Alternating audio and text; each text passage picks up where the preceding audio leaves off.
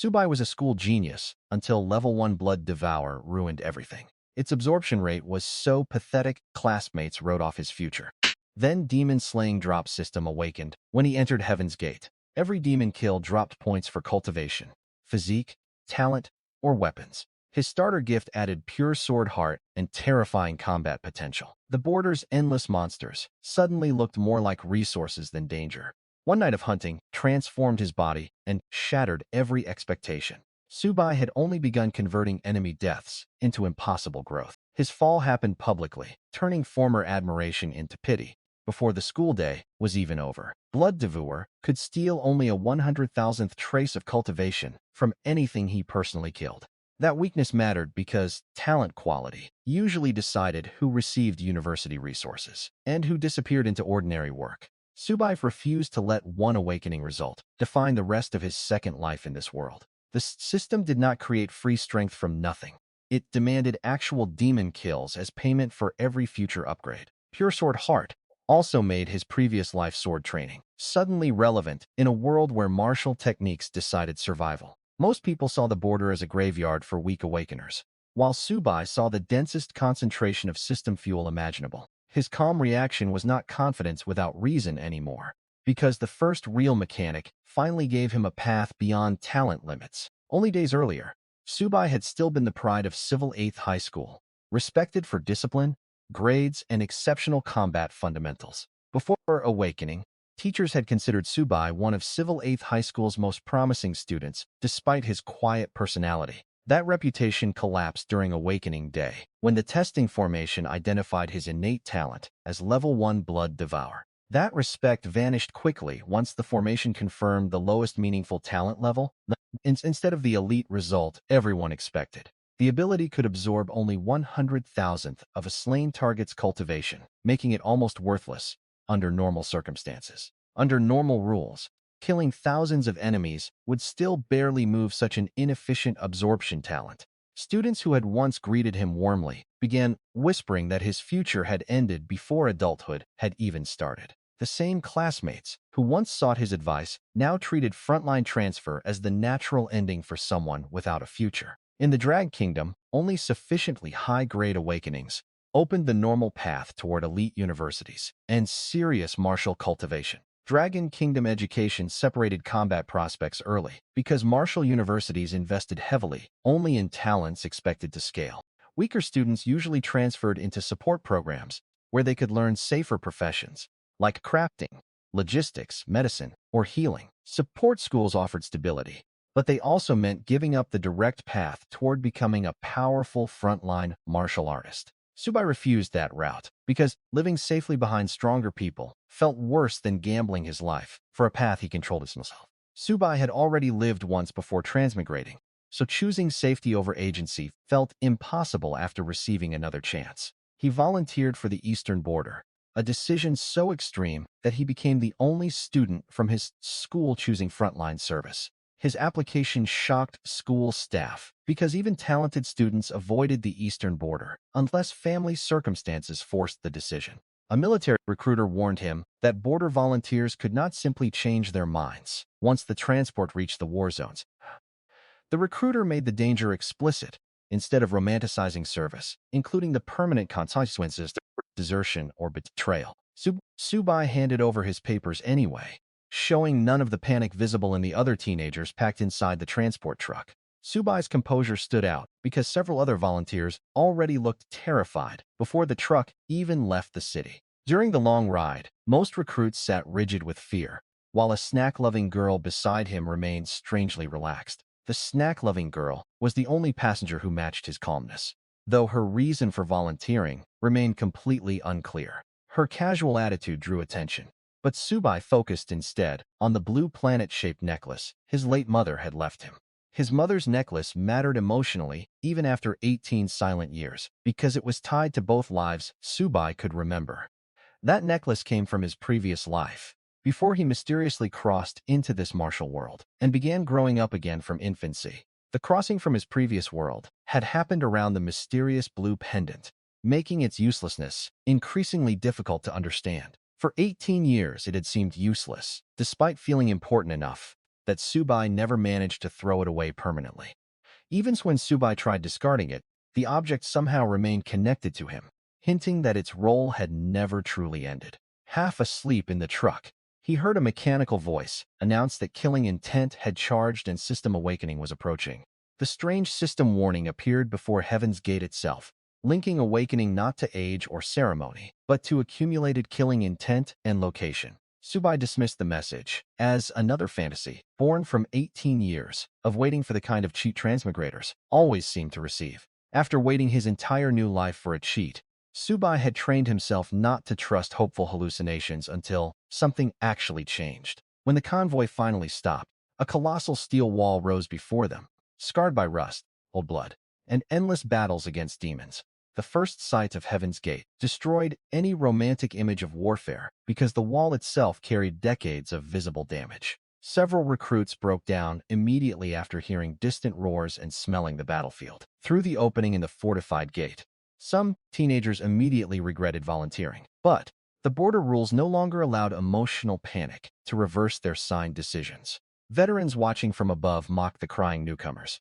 Though they noticed Subai and the snack-loving girl showed almost no visible fear, veteran soldiers judged mental stability first, because talent meant little if a newcomer froze. The moment demons reached striking distance, scouting teams examined the recruits' files, but Subai's level 1 talent caused every interested veteran to lose interest immediately. Subai's official file ruined most recruitment interest, despite veterans admitting his mindset looked far stronger than the average rookies. They liked his temperament and foundations. Yet nobody wanted dead weight, whose cultivation ceiling appeared painfully low. Frontline squads had limited space and could not afford to protect someone whose cultivation appeared permanently capped by weak talent. The girl beside him created the opposite reaction, because her B-rank talent made experienced squads compete openly for her recruitment. Yi Rouge's B-rank result made her unusually valuable, raising even more questions about why she had chosen the border voluntarily. She rejected every invitation and repeatedly stayed near Subai, making several veterans assume the two teenagers had some hidden relationship. Her repeated refusals frustrated experienced scouts, who believed joining a strong team was the obvious choice for a talented newcomer. Subai denied knowing her well, which only made the adults less convinced because she continued treating him like familiar company. Subai's denial sounded believable to him. But Yi Rouge's habit of hiding behind him made the situation look completely different to everyone else. His real attention remained fixed on the system voice, which now counted only a few meters between him and its awakening location. Every step toward the inner side of the wall reduced the system's distance counter, until Subai understood the awakening point was literal. The instant Subai crossed fully inside Heaven's Gate, the notification finally completed and bound the demon-slaying drop system to him. Crossing the final threshold fused the blue necklace with the system and ended 18 years of waiting in a single instant. The systems explained that killing demons produced attribute points, and those points could improve far more than simple strength or speed. Attribute points were unusually flexible because the same currency could solve weaknesses in body, realm, talent, skill progression, or equipment. He could invest them into personal attributes, cultivation stages, innate talent progression, and even weapons worthy of the system's attention. That versatility mattered more than any fixed multiplier, because Subai could direct growth toward whatever problem threatened him next. That changed Blood Devour from a dead-end talent into something Subai could potentially force upward through ranks. Nobody expected him to reach. Blood Devour's terrible starting ratio suddenly became irrelevant once its rank itself as something the system could improve. He immediately imagined what might happen if a talent absorbing 100,000th eventually evolved enough to take meaningful portions of power. Even the possibility of eventually reaching S-grade or higher made the original school judgment feel temporary rather than permanent. The system gave him no free shortcut beyond the mechanism itself, because every useful point still required a demon to die first. The system's limitation was brutally simple. Without corpses, Subai had no points, and without points, none of the promised evolution mattered. Subai found that trade perfectly acceptable, since the border existed for one reason: endless warfare against creatures trying to destroy humanity. Fortunately, the eastern border offered exactly the kind of endless hostile population needed to turn that limitation into an advantage. After registration, Recruits entered the equipment depot, where long spears and staffs dominated every rack because distance increased survival chances. Standard issue equipment reflected decades of practical experience, favoring reach and simplicity over elegance or personal preference.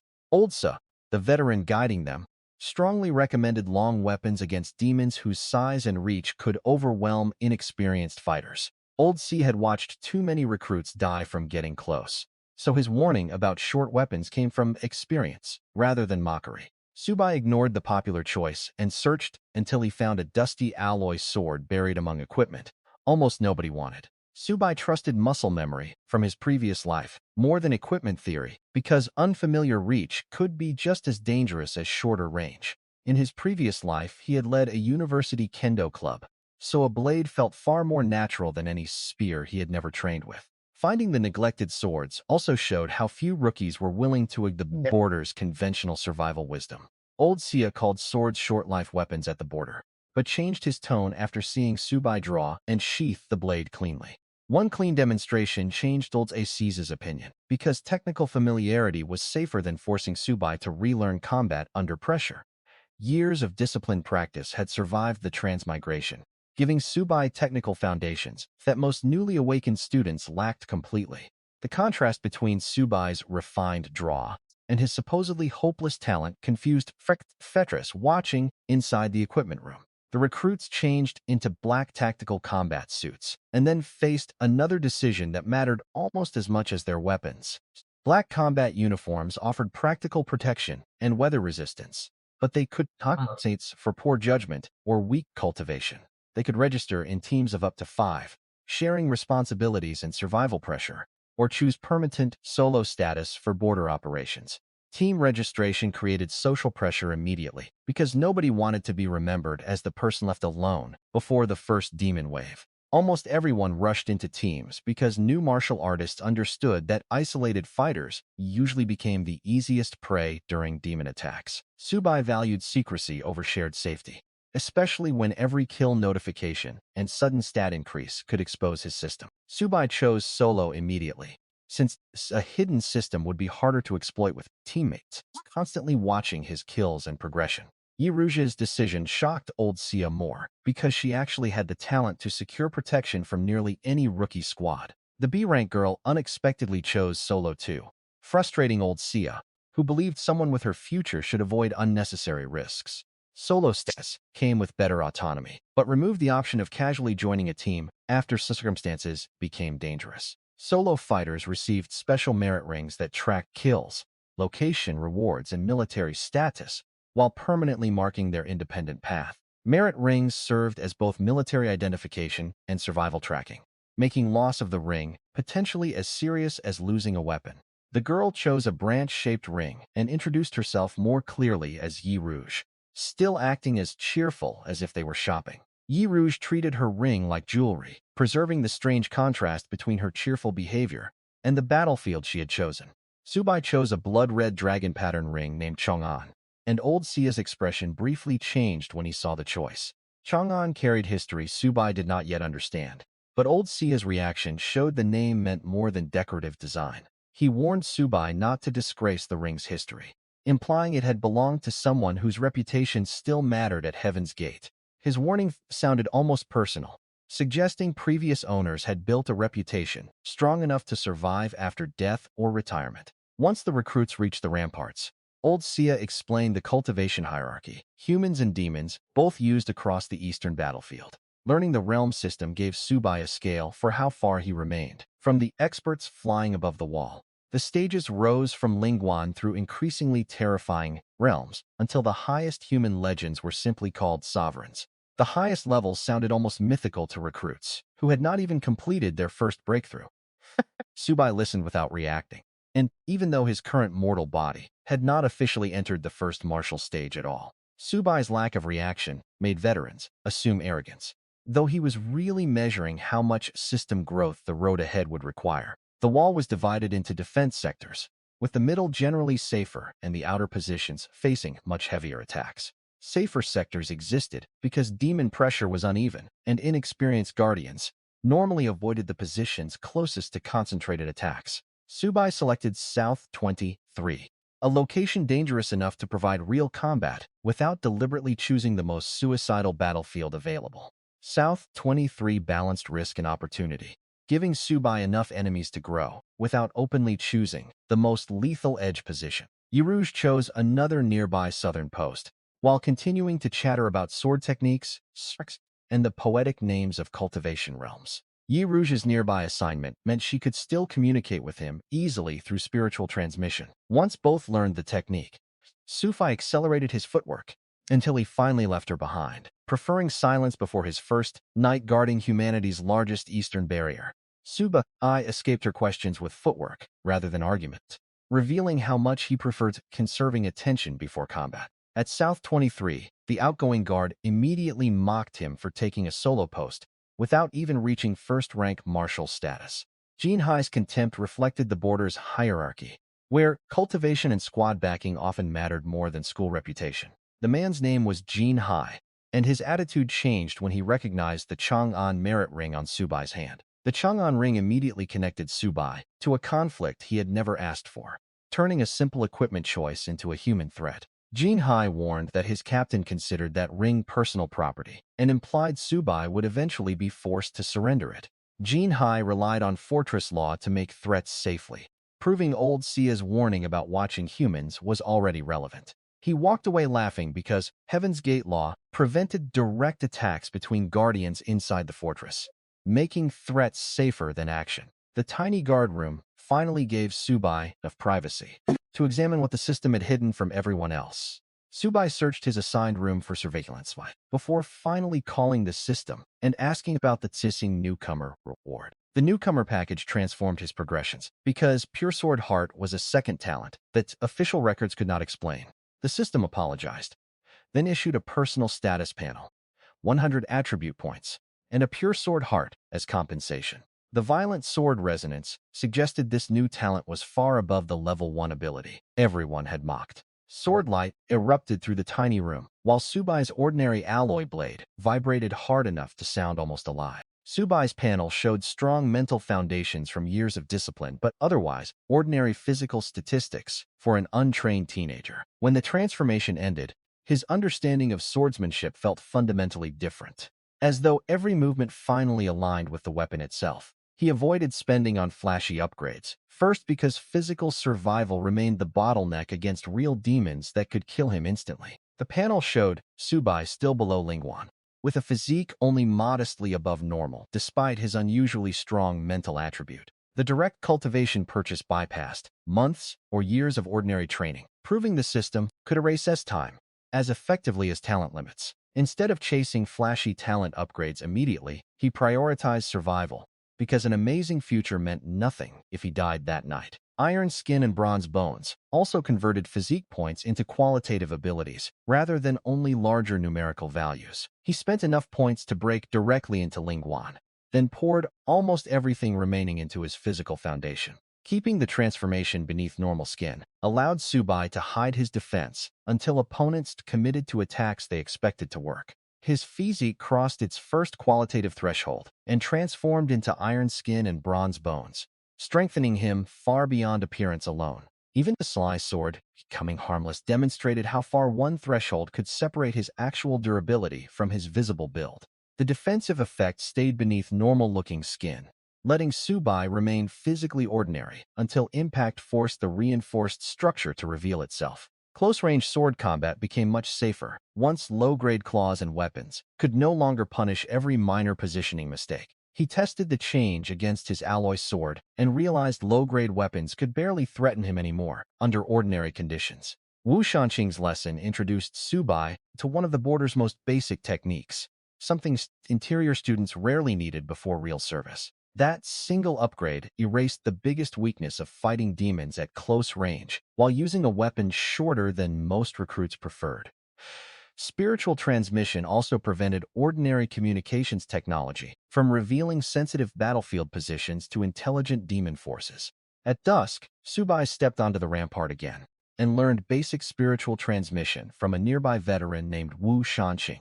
Yirouge immediately turned the tactical channel into casual conversation, showing she had no intention of respecting Subai's preference for silence. The technique let guards communicate across sectors without phones, an essential skill in a fortress where signals and distance constantly caused problems.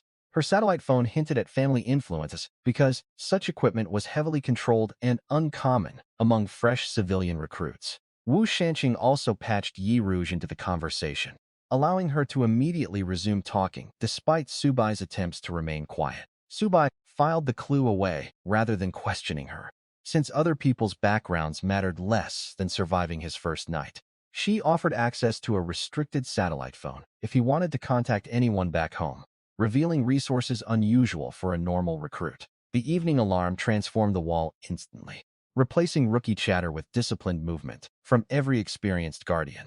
Subai began suspecting Yi Rouge's background was far more complicated than her playful behavior suggested, especially considering her B-rank awakening.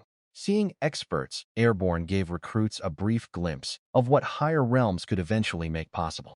Before he could think much about it, the evening bell rang, and every guardian moved into position for the nightly demon's assault. The black mist beyond the wall made clear that demons did not attack as random animals, but as organized forces with tactical purpose. Powerful experts rose into the sky along distant sections of the wall, while searchlights illuminated the desert beyond Heaven's Gate. Fear spread fastest among students who had never seen living enemies outside controlled school exercises. Then black mist gathered on the horizon, and thousands of demons emerged beneath the moon, advancing toward the fortress in organized waves.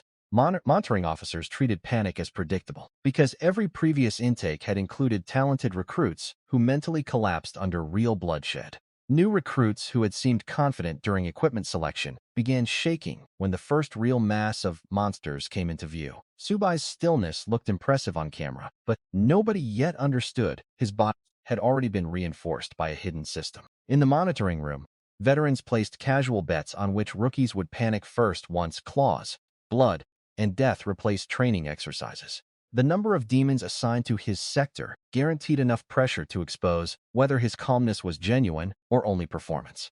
Several cameras focused on Subai because his calm posture looked impressive, though most observers assumed the confidence would disappear immediately. Defensive lightning injured climbing monsters, but could not stop every creature, forcing human guardians to handle anything reaching the top. More than 100 demons converged on South 23, including several creatures already possessing Ling-1 level strength. The pterodactyl's speed made it a dangerous first opponent, because hesitation would have given Subai almost no second chance. The wall's defensive formation shocked, climbing beasts with blue electricity, but the most aggressive demons continued forcing their way upward anyway. Its confidence came from experience hunting weaker humans, not from understanding the new defensive and sword abilities hidden beneath Subai's uniform. A winged pterodactyl-type demon cleared the edge first and landed directly in front of Subai with predatory confidence. Subai's previous life training let him use timing rather than brute force, turning the demon's forward momentum into the opening for decapitation. To the demon, a thin teenager holding a standard sword looked like food rather than a meaningful defender of the human fortress. Slow motion replay showed veterans that the kill was technically clean, instead of lucky, raising immediate questions about his background. Subai read its momentum, slipped outside the attack line, and cut through the creature's neck with one clean, economical sword stroke. The first system point mattered psychologically, because it converted an abstract promise into a proven, repeatable battlefield mechanic.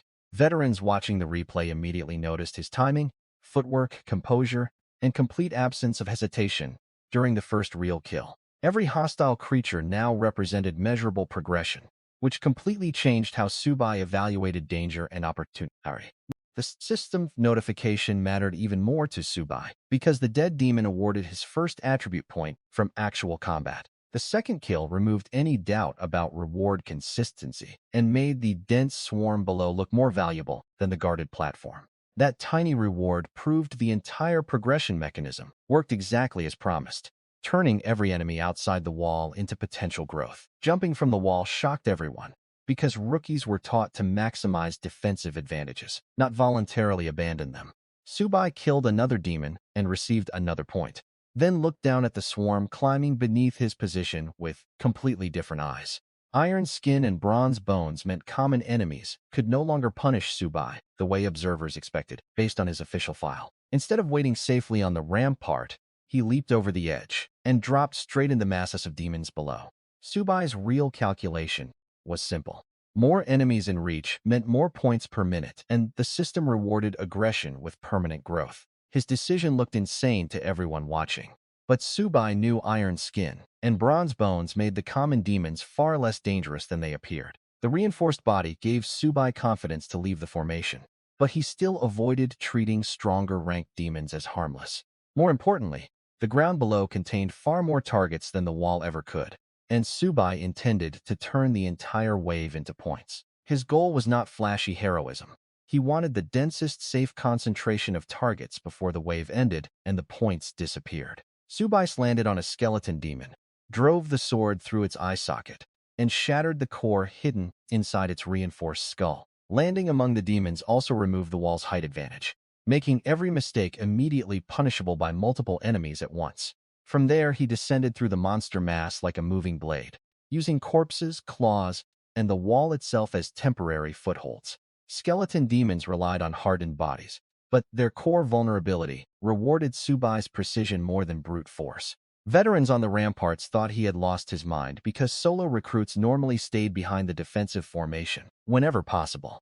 Using enemy bodies as movement platforms let him maintain momentum instead of becoming surrounded at the wall's base.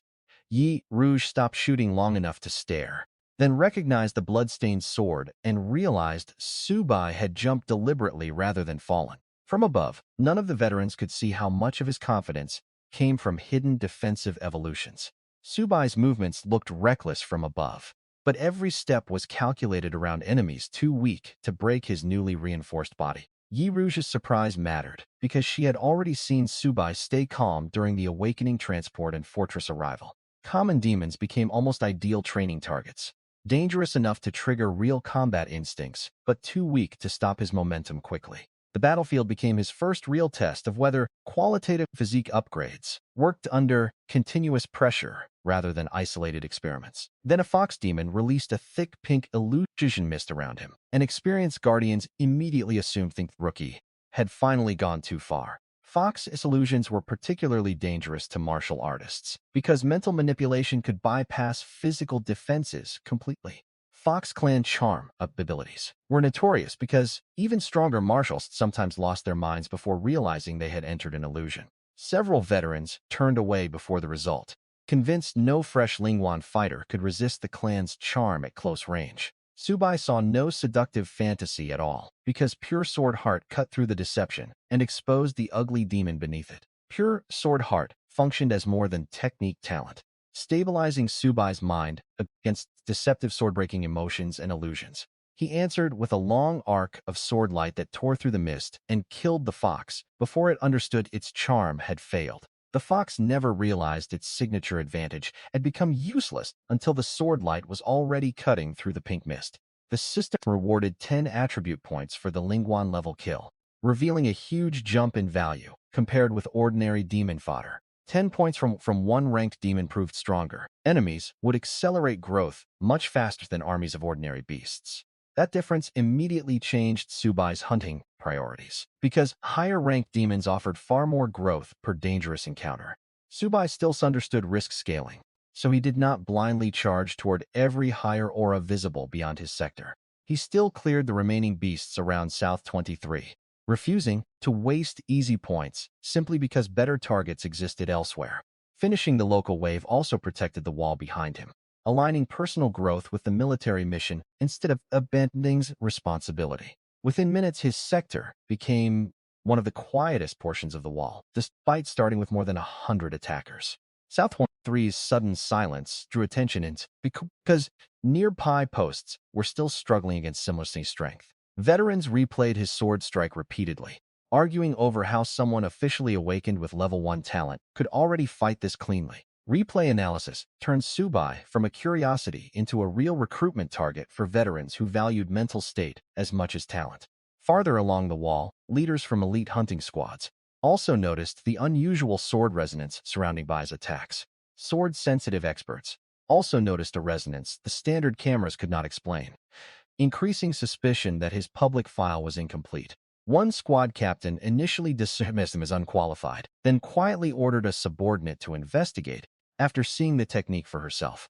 Elite squads competed for exceptional newcomers because one strong fighter could eventually change the survival odds of an entire team. Subai knew none of that and returned to his quarters after the wave with only one concern: turning newly earned points into permanent strength. Subai returned before the next wave rather than chasing glory deeper into demon territory, without knowing how the system scaled.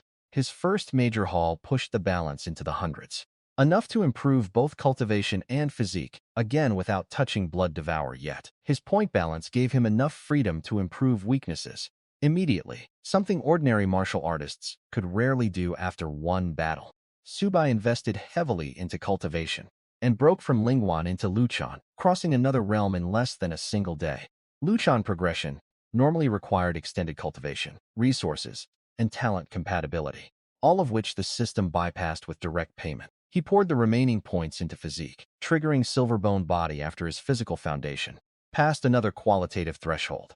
Silverbone Body represented another hidden defensive layer, making Subai's ordinary-looking frame increasingly deceptive to future opponents. Silverbone Body made low-grade weapons almost irrelevant, surrounding his flesh and bones with a much tougher hidden defensive structure. Low-grade attacks now risked doing nothing while exposing enemies to counters, a massive advantage for a close-range swordsman. Subai tested the result and found his body could now endure attacks that would have seriously injured ordinary second-sixth stage martial artists. The system's growth speed remained tied to kills, preventing Subai from becoming strong while sitting safely inside the fortress. The speed of improvement felt absurd, but the system had simply converted battlefield kills into progression, without meditation, resources, or family backing. That trade encouraged the exact behavior the border rewarded most: finding enemies and surviving enough battles to find more. He finally understood why the border had been pulling at him for so long. Nowhere else offered this many demons to feed the system. Shuer represented one of the first experienced fighters to personally inspect Subai after the wall incident, instead of relying on rumors. The next visitor was Shuer, deputy captain of the elite Roxious squad, who came personally after reviewing Subai's combat footage. Her inability to reconcile the file with his aura mirrored the confusion spreading through the monitoring staff. She had expected a talented Lingwan newcomer, yet immediately noticed his aura had already risen into the Luchan realm. Dual talents were rare but known, giving observers a believable explanation that protected Subai's from questions about a literal system. That impossible growth forced Shuer to suspect Subai possessed a second hidden talent beyond the useless one listed in school records. Sword resonance around Shuer's own weapon made the second talent theory even more convincing than his cultivation speed alone. Her theory became even stronger because her own sword reacted strangely around him, hinting at the pure sword heart he refused to reveal. Roxious offered strong teammates, established resources, and political protection, advantages that would tempt almost any normal newcomer. Shuer invited him into Roxious and emphasized that joining would not erase his individual status or force him into permanent dependence. Subai's question about Jin Hai showed he was already thinking ahead to human threats rather than celebrating his first successful defense. Subai did not accept, but he did ask about Jin Hai and learned the man belonged to the Thick Earth Squad. Tang Shan's backing explained Jin Hai's confidence and warned Subai that the Chang'an Ring carried an inherited conflict inside Heaven's Gate. Jin Hai's captain, Tang Shan, was already a dangerous Yuan-level fighter with an A-grade Thick Earth talent and a possessive interest in Chang'an. Shuer's warning mattered because battlefield law could not prevent accidents, ambushes, or disappearances beyond the walls. Shuer warned that Heaven's Gate law protected Subai inside the fortress, but outside missions would remove most of that protection. The squad brochure gave Subai useful intelligence even without recruitment, including ranks and talents of people likely to affect future missions. She left him a squad brochure and enough information to understand that human enemies could become as dangerous as demons. Learning the captain was a peak Yuang dual talent user also gave Subai another benchmark for how far his own growth still had to go. The brochure revealed Roxious was led by a peak Yuang dual talent genius, explaining why the squad showed no fear toward Tang Shan. His refusal was strategic rather than antisocial pride, because the system's most valuable mechanics became harder to hide inside shared battles. Subai respected their strength, but still wanted his own path, because teams could expose the system and complicate the way he hunted. Other squads continued trying, because every night of defense added new footage showing Subai's abnormal improvement. Over the following weeks, more squads tried recruiting him, and he rejected every offer while continuing nightly wall defense. Old Sia gradually became a mentor figure. Providing practical knowledge, Subai's system could not replace with raw numbers. Old Sia returned regularly with field manuals, demon bestiaries, and practical advice about surviving beyond the fortress. Once mission season began, bestiaries taught him which demons carried poison, illusions, armor, speed, or social rank, helping him choose targets more intelligently. Subai used the month efficiently, killing demons, learning their habits, earning merit, and allowing his attribute point balance to grow untouched. Saving system points for a planned breakthrough, avoided wasting currency on incremental upgrades that did not solve an immediate problem. He spent military merit instead of system points on a sword technique called 3 Rising Swords, then mastered it rapidly through pure sword heart. Merit-funded sword techniques let Subai conserve attribute points while still extending his combat options through ordinary military resources. By the end of the month, Subai had accumulated thousands of attribute points and built a combat foundation far beyond his official record. Thousands of stored points represented weeks of kills, compressed into one decision, making the final permission upgrades especially dramatic. Yirouge continued improving too, though she complained that Subai's cultivation speed made her own B-rank progress feel embarrassingly slow. Yirouge's own progress kept her relevant, though even B-rank growth looked slow beside a system user, converting kills directly into advancement. On the night before missions opened, Su finally decided to convert his stored points into another dramatic round of upgrades. Guanghai marked a major shift because spiritual perception and control became much more important than simple physical toughness. He pushed cultivation into Guanghai, and the breakthrough sharpened his spiritual senses, enough to track motion with almost unnatural precision. Eidetic memory also improved learning outside combat, letting Subai retain manuals, battlefield maps, and observe techniques with perfect accuracy. His spirit attribute crossed a threshold and awakened eidetic memory, letting him perfectly retain anything he saw or heard afterward. Spirit body turned spiritual energy into localized defense, making it more flexible than the purely structural protection from earlier physique stages. Subai then raised physique to another milestone and obtained spirit body, a defensive state that could negate weak martial techniques completely. That flexibility was crucial against martial techniques, whose force could bypass ordinary armor, despite failing to cut skin directly. Unlike earlier physical evolutions, spirit body could manifest as a translucent protective layer, exactly where he needed it during combat. Only after securing realm, body, and spirit did Subai spend on the talent everyone else considered his fatal weakness. After securing his base, Subai finally turned toward Blood Devour, the talent everybody else considered the dead end of his future. C-grade Blood Devour increased the absorptions ratio by an order of magnitude and introduced critical gains from certain kills. He spent system points to raise the talent into C-grade, rather than accepting the level 1 version forever. Mass combat made even a small percentage valuable, because thousands of victims could contribute cultivation, without additional meditation time. The upgraded ability absorbed a larger fraction of cultivation from slain enemies and added a chance for critical absorption gains. Direct absorption also meant Subai could recover part of what battles consumed, extending the time he could remain active outside the fortress. Subai immediately saw the long-term advantage, because large-scale killing could now restore growth even before he spent new attribute points.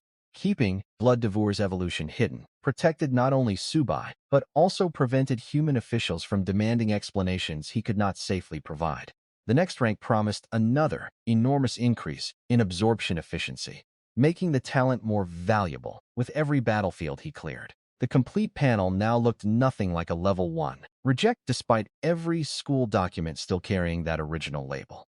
Still, he kept the transformation secret, because revealing an upgradable innate talent would attract attention from humans and demons alike. Publicly, Subai remained an unusual swordsman. Privately, his build combined multiple talents, qualitative bodies, and system-directed progression. His refreshed panel now showed Guanghai cultivation, spirit body, eidetic memory, pure sword heart, and a completely mastered 3 Rising Swords technique. The Genius Killer mission existed specifically because demons targeted promising humans before those talents matured into strategic threats. That combination already made the Level 1 label meaningless, even though everybody outside his room still believed it described his future. Taking it meant Subai was deliberately walking into territory where assassination squads were already prepared to hunt people like him. Mission day arrived with veterans gathering around the board, choosing assignments based on rank, squad composition, and survival probability. The legendary survivor's near-death experience showed that even exceptional human geniuses could be overwhelmed by demon numbers and coordination. Subai ignored safer options and selected the infamous Demon Genius Killer mission that had buried almost everyone who accepted it. Veterans judged Subai by the mission's history because none of them knew his actual defenses, point reserves, or talent evolution. The assignment required him to penetrate demon territory, eliminate enormous numbers of high-value targets, and survive organized assassination squads. Tang Shan's decision to wait demonstrated that even hostile humans believed the demon inside would eliminate Subai without further effort. Only one famous warrior had returned from the same mission in recent memory, and even that man had nearly died, despite stronger starting cultivation. Elite squads hesitated because following him could turn a solo suicide mission into a larger casualty event without guaranteeing rescue. News spread across Heaven's Gate within minutes, with veterans openly calling Subai reckless and predicting he would never return. The former survivor's fear carried more weight than ordinary gossip, since he understood exactly how quickly those hunts escalated. Tang Shan heard the report and stopped planning direct action because he assumed the demon missions would solve his problem for free. Subai crossed the boundary alone because his entire progression strategy worked best when every demon encountered belonged to him. Several elite squads debated whether to intervene, but even veterans who admired Subai knew chasing him into that mission could become collective suicide. Outer camps were only the beginning, useful for measuring reward rates and verifying how the mission counted weak enemies. The legendary warrior who once survived the assignment refused to promise help because his own memories of the hunt still carried genuine fear. Discovering weak demons counted poorly forced Subai to change from quantity farming toward deeper, more valuable targets. Subai left before most of the arguments finished, carrying a sword, his merit ring, and enough confidence to treat demon territory as opportunity. Each step into stronger territory increased danger, but also multiplied both system points and Blood Devour's cultivation value. He crossed the desert and reached the first outer camp without announcing himself, then immediately began cutting through the defenders. Spirit Body let Subai ignore many low-level attacks, turning enemy numbers from a threat into an efficiency problem. The initial massacre lasted only minutes. Yet, the mission counter barely moved because weak demons were worth only a fraction of full credit. Monsters expected a lone human to retreat after the first pressure wave, so his continued advance damaged morale almost immediately. Subai realized quantity alone would be inefficient unless he reached deeper camps where stronger demons gathered in much larger concentrations. Allowing survivors to flee was a calculated lure, encouraging stronger demons to gather instead of forcing Subai to search every camp individually. He pushed farther into enemy territory, deliberately targeting formations that ordinary newcomers would have avoided at any cost. The first visible blood streams from Blood Devour confirmed the talent had become a practical combat growth engine, rather than a theoretical future investment. Spirit Body absorbed weak attacks while 3 rising swords and basic swordsmanship turned the packed camps into easy point sources. Restoring spiritual energy from victims mattered because large-scale sword techniques consumed far more power than ordinary dueling strikes. Fleeing demons finally understood. The lone human was not trapped among them. They were trapped with someone who grew stronger from killing. Lei Tian interpreted Subai's golden defense through demon assumptions, believing a treasure was more plausible than a human physique that's strong. Subai allowed several survivors to escape because reinforcements meant denser groups of valuable targets would soon come looking for him. Thunderbolt demons valued physical contests culturally, making pride an exploitable weakness against someone whose body had been system-forged. After clearing multiple camps, Blood Devour activated across the corpses and pulled faint streams of cultivation directly into his body. Jean Hai's arrival interrupted the demon confrontation, but also removed a human threat that would otherwise keep following Subai. The absorbed energy was still modest, Yet it proved the talent could supplement system progression and even restore part of his spent spiritual power. Lightning Spear's B-grade power gave Jin Hai genuine killing potential against ordinary Guanghai fighters and reinforced his confidence. Subai's cultivation climbed from repeated slaughter, while his attribute balance grew far faster than it ever could during defensive wall duty. Subai's defense forced the duel into a battle of endurance, where Jinhai gradually spent more energy for less effect. Deep within demon territory, reports of the human swordsman reached a Thunderbolt clan ruler named Lei Tian. Using the fight as training showed Subai valued experience and observation, instead of immediately ending every weaker opponent. Lei Tian watched recordings footage of Subai walking through attacks and concluded the golden defense had to be some extraordinary human treasure. Jinhai's realization came only after his attacks slowed, while Subai's breathing and posture remained controlled. Greed overcame caution, and he decided to personally seize the supposed artifact while proving Thunderbolt physical superiority over a human. Pure Force Swordheart helped convert observation into execution, allowing Subai to finish the duel the moment he stopped treating it as practice. Before that confrontation could happen, Jinhai finally caught up with Subai and attacked with a B-grade lightning spear. Leaving the body for demons prevented straightforward human evidence from connecting Subai with a forbidden killing inside allied ranks. Jinhai had spent days tracking him, expecting the rookie he once intimidated inside Heaven's Gate to remain an easy target outside the law. Taking the spear was practical because the weapon remained far better than most standard equipment available to new guardians. Instead, he discovered Subai had already reached Guanghai and could withstand his best attacks without losing composure. Lei Tian's brother saw the same footage and doubled down on the treasure theory rather than accepting the human's real physical progression.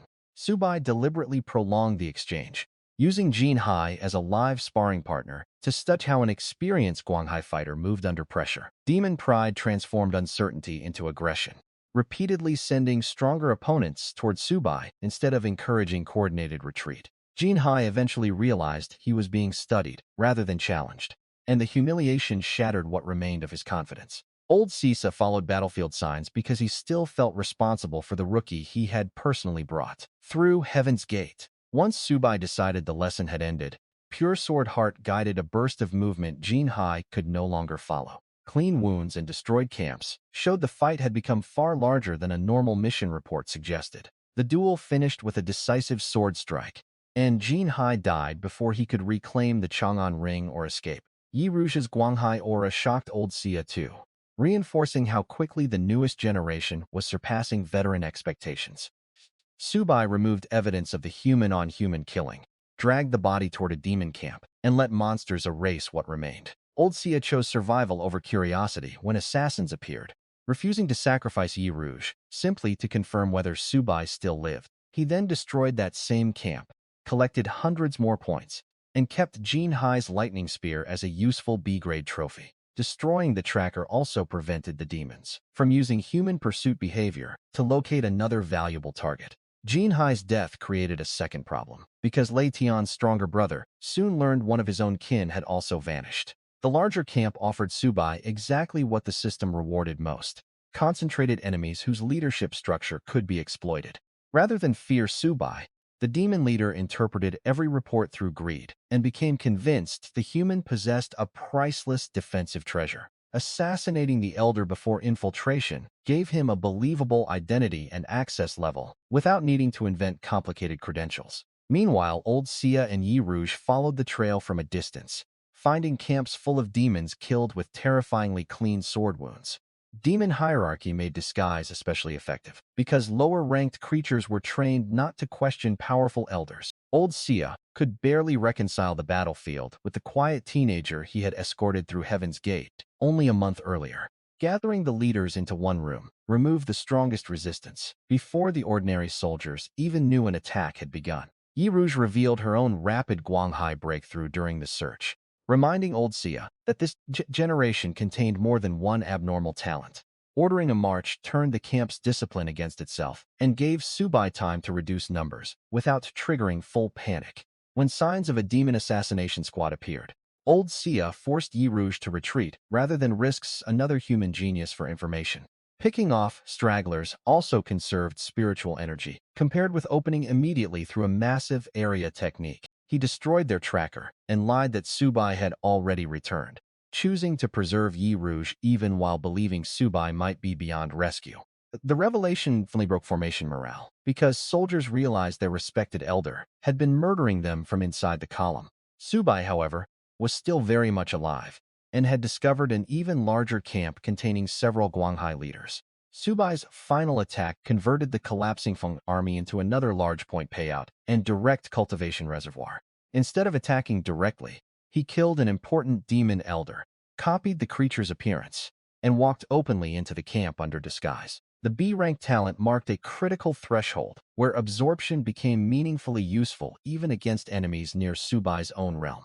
The demons welcomed their supposed great-grandfather with total trust, allowing Subai to enter the command tent without fighting through the perimeter. Knowing talent theft existed at the next stage gave Subai a reason to prioritize further evolution despite the enormous cost. Inside, he summoned the camp's senior leaders under the excuse of changing battle plans and eliminated them before suspicion could spread. The probability looked microscopic, but a fighter killing thousands of targets could eventually turn tiny odds into real outcomes. Subai then ordered the entire camp to march toward Heaven's Gate, exploiting demon obedience to create a moving formation he controlled from behind. From that point onward, every rare enemy carried two possible rewards: immediate points and the chance of permanently expanding Subai's ability set.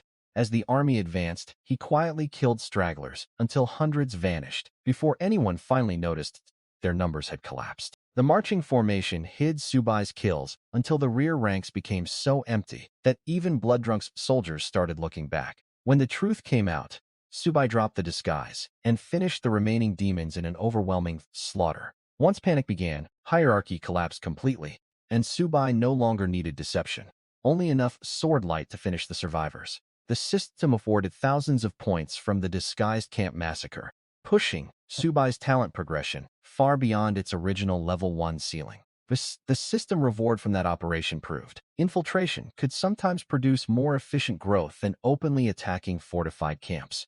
At B rank, Blood Devour finally absorbed cultivation efficiently enough that every mass kill became both a point harvest and direct martial growth. B-rank absorption made stronger bodies especially valuable because the amount taken scaled with the victim's own cultivation. The next evolution was even more dangerous because it introduced a tiny possibility of taking an enemy's innate talent after death. Talent theft remained rare enough that Subai could not rely on it yet, but knowing it existed changed how he valued unusual enemies. Subai understood immediately that this mechanic violated one of the world's most basic assumptions. Talents were supposed to be fixed forever. Keeping that secret became essential because even allies might treat an upgradable talent-stealing ability as a strategic resource rather than personal power. He kept the discovery private and prepared to leave after fighting through an entire day and night with almost no real rest. Exhaustion finally caught up with Subai after the camp fell, but he had no safe place to sleep deep inside demon territory. That was when Lei Xian, the stronger Thunderbolt Demon King, arrived to avenge his dead brother and recover the treasure he imagined Subai possessed. Lei Xian arrived with the confidence of someone who believed rank and bloodline guaranteed victory before any contest actually began. Subai used the demon's pride against him by proposing a physical contest with body-tempering stones instead of a direct life-and-death battle. Subai understood Thunderbolt pride well enough to frame the challenge as a question of racial physical superiority rather than personal revenge. Lei Xian accepted because he believed his higher realm and Thunderbolt bloodline made losing a test of physique impossible. The demon's acceptance created the exact psychological opening Subai needed, since arrogance made careful investigation feel like cowardice. Both sides swore Dao-Heart oaths not to attack during the contest, but Subai noticed the wording left a fatal opening before entry began. Dao-Heart oaths carried real consequences in this world, so wording mattered more than either combatant's intention after the vow formed. At the count, he struck first with 3 rising swords and followed with Jin Hai's lightning spear before Lei Xian fully entered the formation. Subai exploited that technical boundary ruthlessly because entering an opponent's prepared body-tempering trap would have been pointless risk. The demon realized too late that his own oath protected Subai only after the competition started. not during the moment of preparation. 3 rising swords disrupted Lei Xian's senses, while the lightning spear supplied enough penetration to end the fight quickly. The ambush killed the Yuan-level king quickly and delivered another large system reward, along with direct cultivation from Blood Devour. Killing a higher realm demon, this efficiently showed Subai had begun winning through planning instead of relying only on superior stats. While absorbing Lei Xian's essence, Subai heard a communication jade announce that an ancient human ruin had appeared in nearby demon territory. The communication jade on Lei Xian's corpse became accidental intelligence, linking Subai to a treasure event he never would have discovered alone. He initially planned to ignore the treasure hunt because surviving the mission mattered more than chasing unknown artifacts.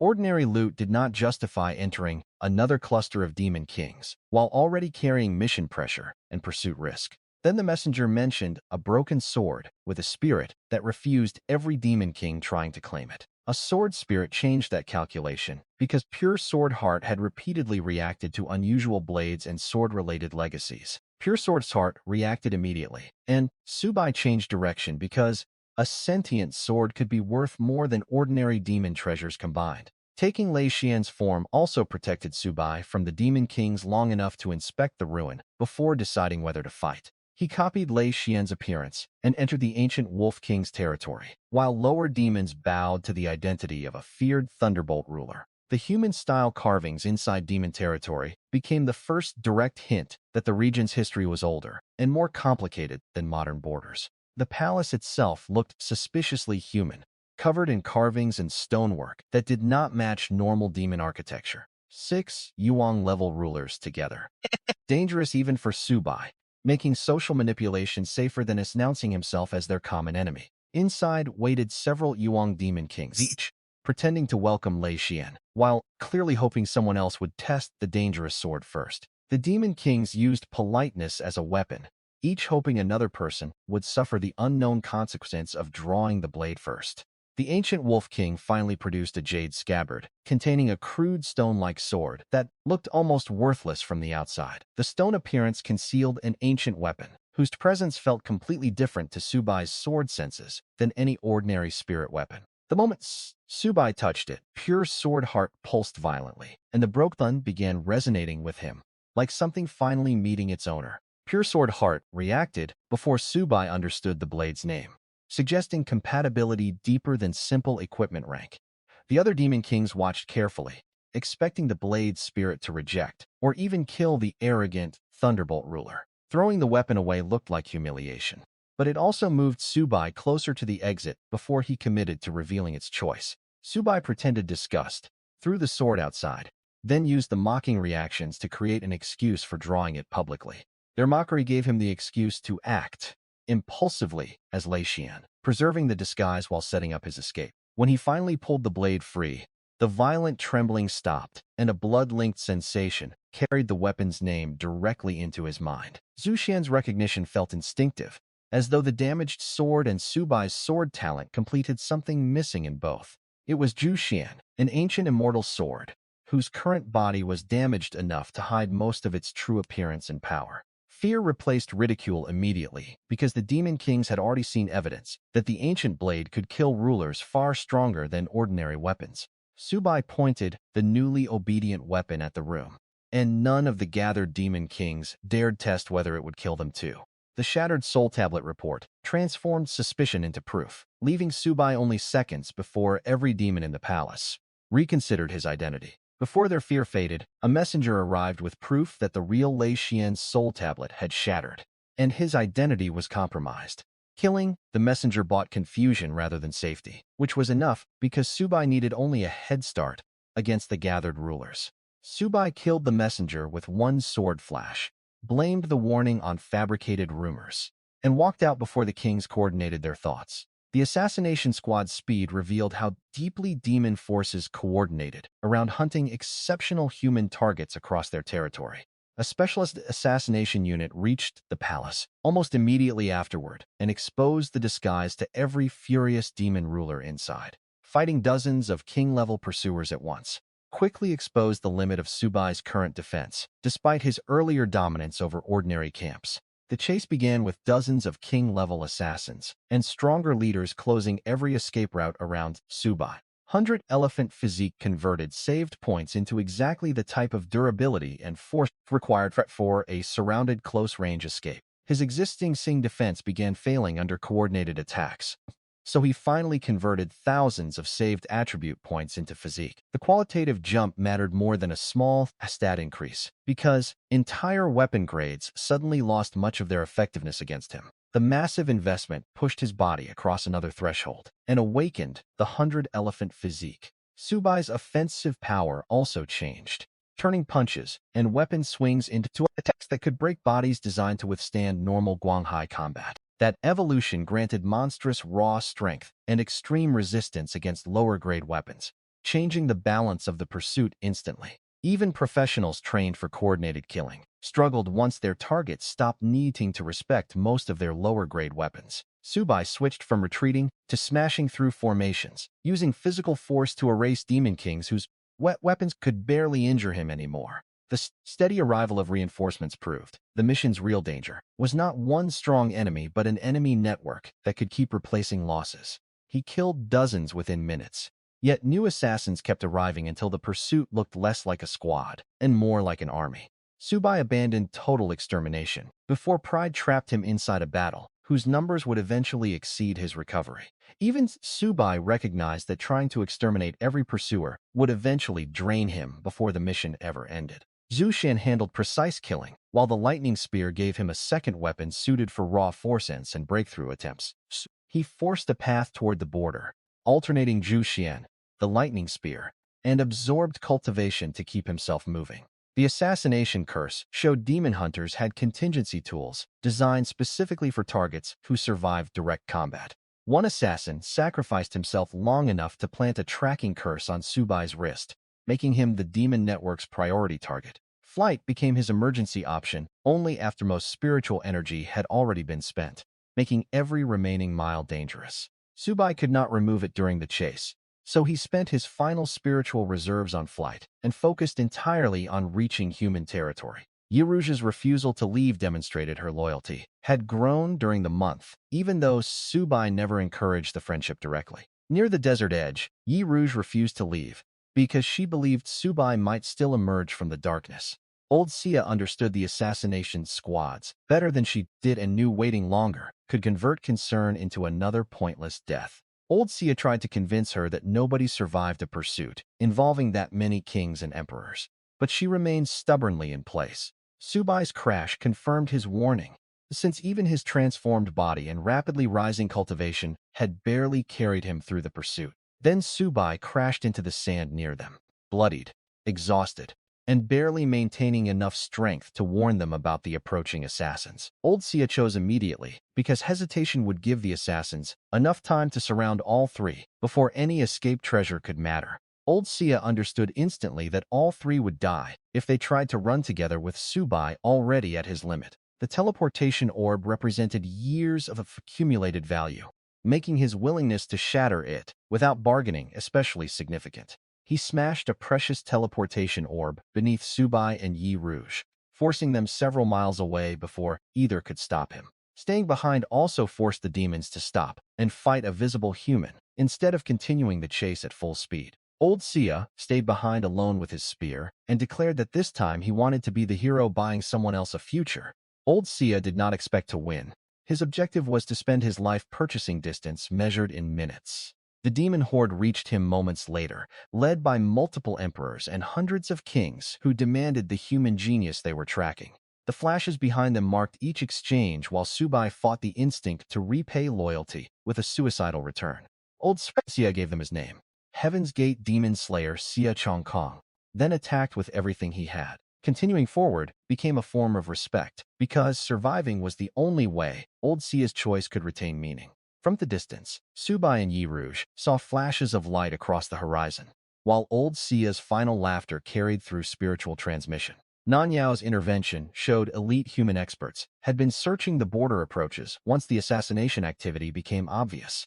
Subai wanted to turn back, but doing so would erase the sacrifice, so he dragged Yi Rouge onward, despite the pressure crushing his chest. The Heaven's Gate boundary finally ended the pursuit because demons knew crossing into the fortified zone sits would invite overwhelming retaliation. The assassins eventually caught up again, only for Nanyao and another powerful human fighter to intercept them close to Heaven's Gate. The official death notice removed any remaining hope that old Sia might have escaped through luck or hidden reinforcements. The rescuers carried Subai and Yi Rouge back across the protected boundary, while furious demons stopped just outside the fortress perimeter. His final battle became extraordinary even by border standards because the enemy force vastly exceeded what a single Guanghai veteran should face. At sunrise, the battlefield announcement confirmed what Subai already knew. Xia Chongkong had fallen alone against overwhelming enemy forces. The quiet quarters felt harsher than the battlefield, because every object remained exactly where old Sisa had left it before going outside. The report stated he faced multiple demon emperors and hundreds of kings simply to create enough time for two younger fighters to survive. Subai used the cigarette as a private farewell rather than copying the habit, forcing himself through something unpleasant simply because it belonged to the dead man. Subai ignored medical attention long enough to walk into old Sia's quarters, where the room remained perfectly organized after its owner's death. Yi Rouge's grief remained open and visible, while Subai's appeared only through the ritual and the colder decisions that followed. Only cigarettes and a lighter sat carelessly on the desk, so Subai lit one, despite having never developed the habit himself. The carved promise connected Subai's future sovereign goal to a specific person instead of leaving it as an abstract measure of power. The smoke tasted awful and immediately made him cough, but he finished the cigarette anyway while imagining old Sia laughing at him. From that moment, higher cultivation meant more than self-protection. It also represented the ability to prevent similar sacrifices later. Yi Rouge watched from outside and broke down completely, understanding the quiet gesture, without Subai needing to explain anything. Wang's status confirmed Subai had already crossed several realms, since it's the school ceremony that labeled him useless. Back in his room, Subai carved a promise into the desk that he would remember old Sia when he eventually reached the sovereign realm. Zhu Xian's panel treated the ancient sword almost like another progression system, with damaged components, waiting for enormous future investment. The grief did not make him forget the system, but it changed what the next round of growth meant to him personally. Improving sharpness first made sense because every sword technique immediately benefited from a better cutting edge. His panel now showed Yuan cultivation, the 100-elephant physique, stronger mental attributes, and a massive reserve of unused points. The trophies also documented the scale of the pursuit more convincingly than any story Subai could tell to skeptical military officials.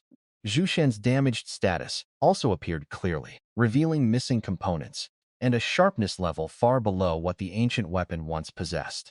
Mission merit could buy military resources that system points could not easily replace, creating two separate economies for his progression. Subai spent a large portion of his reward improving the blade, causing parts of the stone crust to fall away and expose deep blue steel beneath. Spatial storage solved a logistical weakness that had already forced Subai to abandon valuable trophies during the earlier escape. He also examined the body-tempering stones, demon daggers, lightning spear, and other trophies gathered during the escape. Removing the curse for 1 point demonstrated that some terrifying demon techniques were trivial, only because the system interacted with them directly.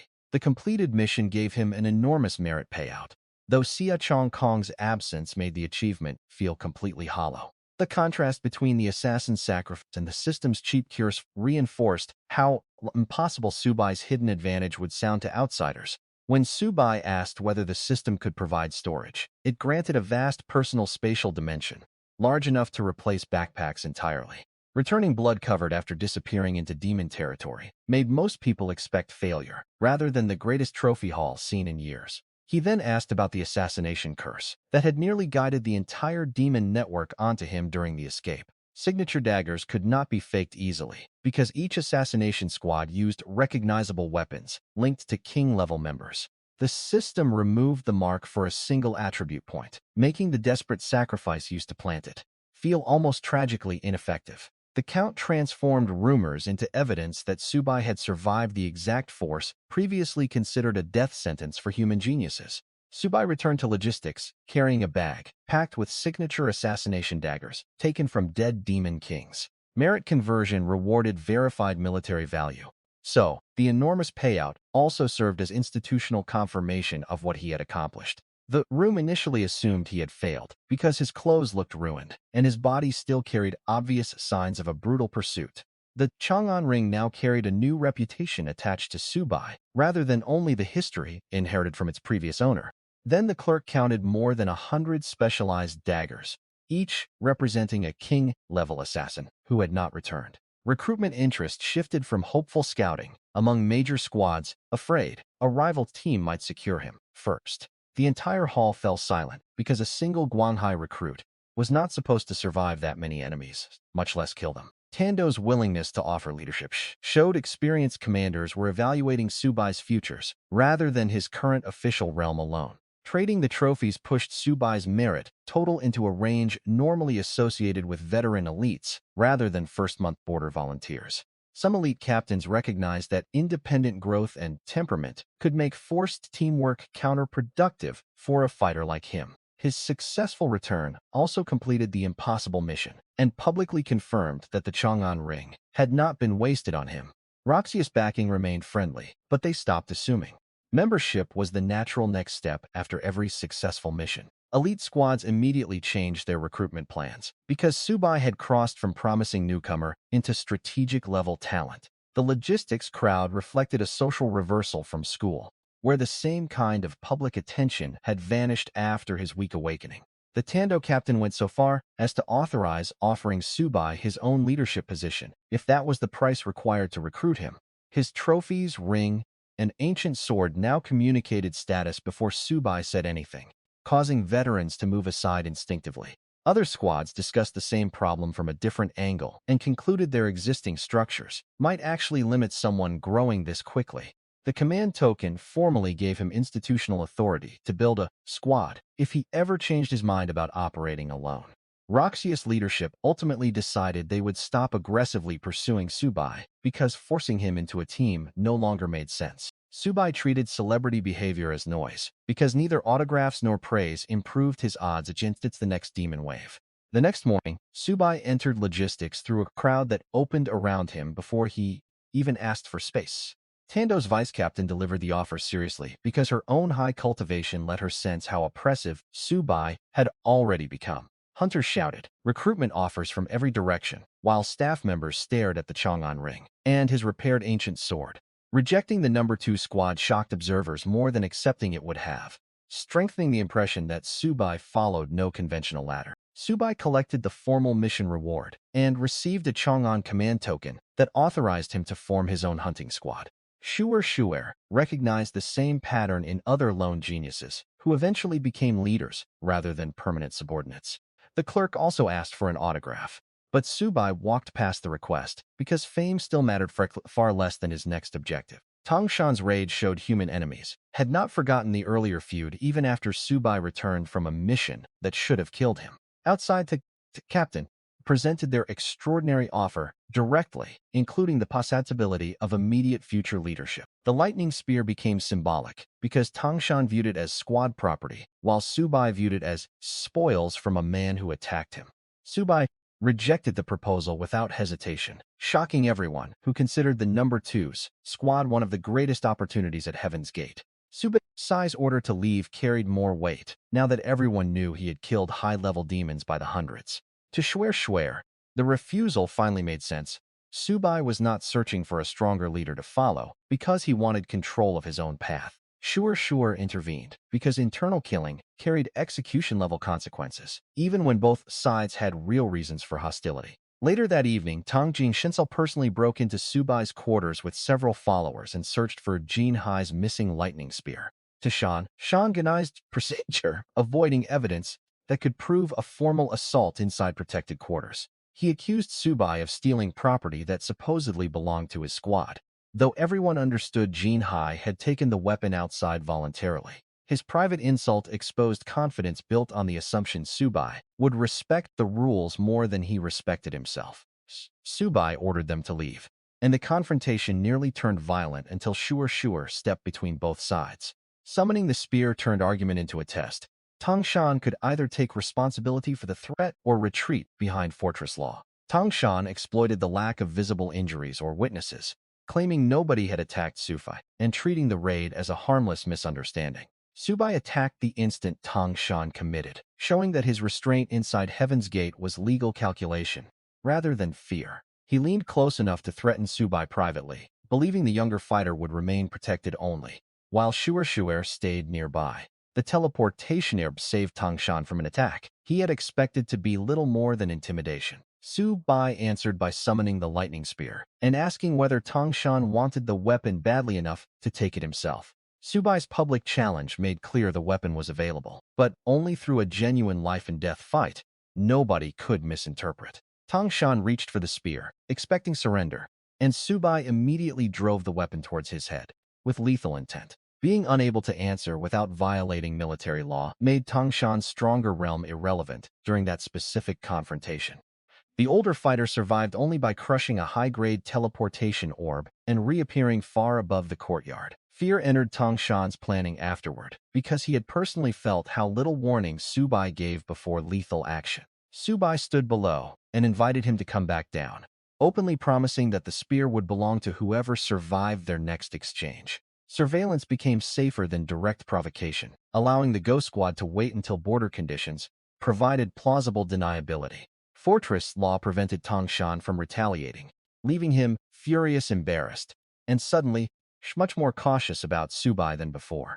Dark Night was chosen because successful stealth could bypass Subai's growing reputation for frontal combat and physical defense. Back with his squad, Tang Shan admitted only one thing to himself. Without that teleportation treasure, Subai's first thrust would have killed him. Investigating Subai's family revealed Tang Shan was willing to escalate beyond professional rivalry, making him a long-term threat even if avoided. He ordered surveillance rather than another direct confrontation inside Heaven's Gate, and began planning an ambush during Subai's next outside mission. The incoming demon swarm arrived before Subai learned about that investigation, forcing him to focus on the immediate battlefield instead. One subordinate with a Dark Knight talent became central to the plan because stealth offered a way to attack without giving Subai warning. The cloaked guide's presence confirmed this was not a random wave, but a deliberate attempt to weaponize demons against a fellow human guardian. Tang Shan also contacted an old connection to investigate Subai's family, showing that the feud had moved beyond equipment and personal pride. Targeting family would give Tang Shan leverage, even if Subai became too strong to confront directly inside or outside the fortress. Subai remained unaware of the deeper threat and returned to nightly wall duty, where another unusually dense demon wave approached South 23. The usually focused swarm arrived before Subai knew that plan, making the Ghost Squad's battlefield sabotage the only threat he could currently see. Subai immediately suspected the timing was deliberate because the incoming swarm moved toward his post, like something had intentionally driven it there. Watching demons move along an unnatural path confirmed someone had guided them toward South 23, rather than letting the wave spread normally. A cloaked figure briefly appeared ahead of the swarm, confirming someone had dragged the demons across the battlefield and released them towards South 23. The tactic let human enemies hide behind battlefield chaos, since any death could be blamed on the demon wave rather than internal betrayal. Subai recognized the tactic as the Ghost Squad's work and understood they were trying to kill him without technically violating fortress law. Subai's durability turned that plan against them because surrounding him only created more targets inside sword range. He met the swarm head-on instead of retreating, letting Spirit Body and his evolved physique erase most of the danger from ordinary claws. Spirit Body handled technique damage, while his physical evolutions covered ordinary bites, claws, and impacts from weaker demons. 5 minutes later, the ground around his sector was covered with demon corpses, and the system had already added another large pile of points. The system reward from the swarm became another example of enemies accidentally feeding the exact progression they wanted to stop. Yerouge suddenly jumped from the wall to help, her spear moving fast enough to show how dramatically she had grown since recruitment day. Yerouge's arrival also showed she had been monitoring his sector closely enough to react before official assistance requested. Subai disliked unnecessary assistance, but did not waste time arguing while demons were still alive. So they cleared the remaining swarm together. Fighting beside her revealed how much stronger her B-rank talent had become since the awkward truck ride to Heaven's Gate. Afterward, Yi Rouge offered snacks and immediately resumed asking for sword lessons, acting as though they had not just survived an assassination attempt. Her casual snack offer restored the familiar dynamic immediately, despite both of them standing among fresh demon corpses. Shuer confirmed the demons had been intentionally lured and praised both young fighters for ending the problem before reinforcements were needed. Shuer's confirmation removed any doubt that the Ghost Squad had crossed from threats into active battlefield sabotage. She then asked whether Subai still possessed the body-tempering stones he had taken from the Thunderbolt demons during the earlier mission. Body-tempering stones had become strategic resources because the Wintertide would force even ranged fighters into prolonged close combat. With the Wintertide approaching, physical strengthening resources had become extremely valuable among frontline experts preparing for mass combat. Subai had enough physical advantages that hoarding every stone offered less value than strengthening allies who had already protected him. Subai gave her the stone she needed and added a higher grade one for Nanyao because that veteran had helped save his life. Nanyao received the higher grade stone because Subai remembered exactly who had pulled him away from the assassination pursuit. Shuer tried to pay with merit, but Subai refused and accepted 2 restricted teleportation orbs instead. Teleportation orbs were more useful to Subai than merit repayment because one instant escape could preserve every other investment in his body. Those emergency treasures could move a fighter several miles instantly, making them priceless during pursuits where raw speed stopped being enough. Restricted items were released only when command believed casualty risk justified, exposing scarce military reserves to ordinary hunters. She also told him logistics had opened higher floors and released new combat techniques because the coming winter tide threatened every defense sector. The higher logistics floors functioned like a wartime market, opening resources most guardians might never see during routine months. Subai went directly to the exchange building, where hunters once again fell quiet, an open path as soon as they recognized him. Subai's reputation now preceded him, strongly enough that crowded military facilities rearranged themselves without anyone formally ordering it. Most valuable goods had moved upstairs, including spirit weapons, escape treasures, and techniques normally unavailable to ordinary border guardians. Spirit weapons and techniques upstairs represented accumulated national resources, not ordinary commercial goods accessible to civilians. A teleportation orb cost enough merit to explain why Old Sia had possessed only a limited number, despite serving the border for years. Old Sia's final orb became even more meaningful once Subai saw a price that could consume years of a veteran's savings. That realization made Subai understand the true price of the treasure. Old Sia had smashed, without hesitation, to save 2 younger people. Grief briefly interrupted his shopping, but Subai converted the emotion into another reason to grow before someone else needed to buy his survival. He continued upward until the logistics manager showed him an A-grade area sword technique called Autumn Water. Autumn Water solved the biggest inefficiency in Subai's build: excellent single-target killing, but limited coverage against armies. The technique divided one sword glow into thousands of equally dangerous streaks, allowing a single fighter to cut through large formations at once. Equal power sword fragments meant the technique expanded area without sacrificing the lethality needed against stronger demon bodies. Subai immediately saw why it suited the system. Killing more demons per attack meant faster points, faster talent absorption, and faster cultivation. Every extra kill per swing increased both system points and military merit, making the expensive purchase economically sensible over time. Before purchasing it, he asked why Heaven's Gate still relied so heavily on blades and spears rather than modern firearms. Subai's question about firearms came from his previous life, where modern war would never revolve so completely around cold weapons. Nanya also answered that advanced technology was kept away from intelligent demons because copying human weapons could erase humanity's remaining strategic advantage. Nanya's answer revealed information control was part of humanity's defense because intelligent demons could reverse engineer what they repeatedly captured. Conventional weapons also mattered less against top-level experts, whose bodies and abilities exceeded what ordinary military hardware could reliably stop. Against sovereign-level bodies, raw explosives also stopped being decisive enough to justify teaching the enemy human industrial methods. Nanyao briefly inspected Zhu Xian through his sword obsession talent and called it an excellent weapon, ruined by catastrophic ancient damage. Sword obsession let Nanyao sense Zhu Xian's quality without needing its damaged panel, making his restrained praise more significant. He did not touch the sword, which Subai took as another sign that the blade's hidden history deserved caution. His refusal to touch the blade suggested respect for weapon spirits and personal ownership, rather than simple disinterest. Subai bought autumn water, healing supplies, and body refinement resources until his enormous merit balance nearly disappeared. Subai willingly emptied most of his merit balance because unused currency could not protect him when the tide actually arrived. Back in his quarters, Pure Sword Heart helped him understand the new technique almost immediately after the information entered his merit ring. Pure Sword Heart compressed the learning curve so dramatically that purchased knowledge became combat-ready almost immediately.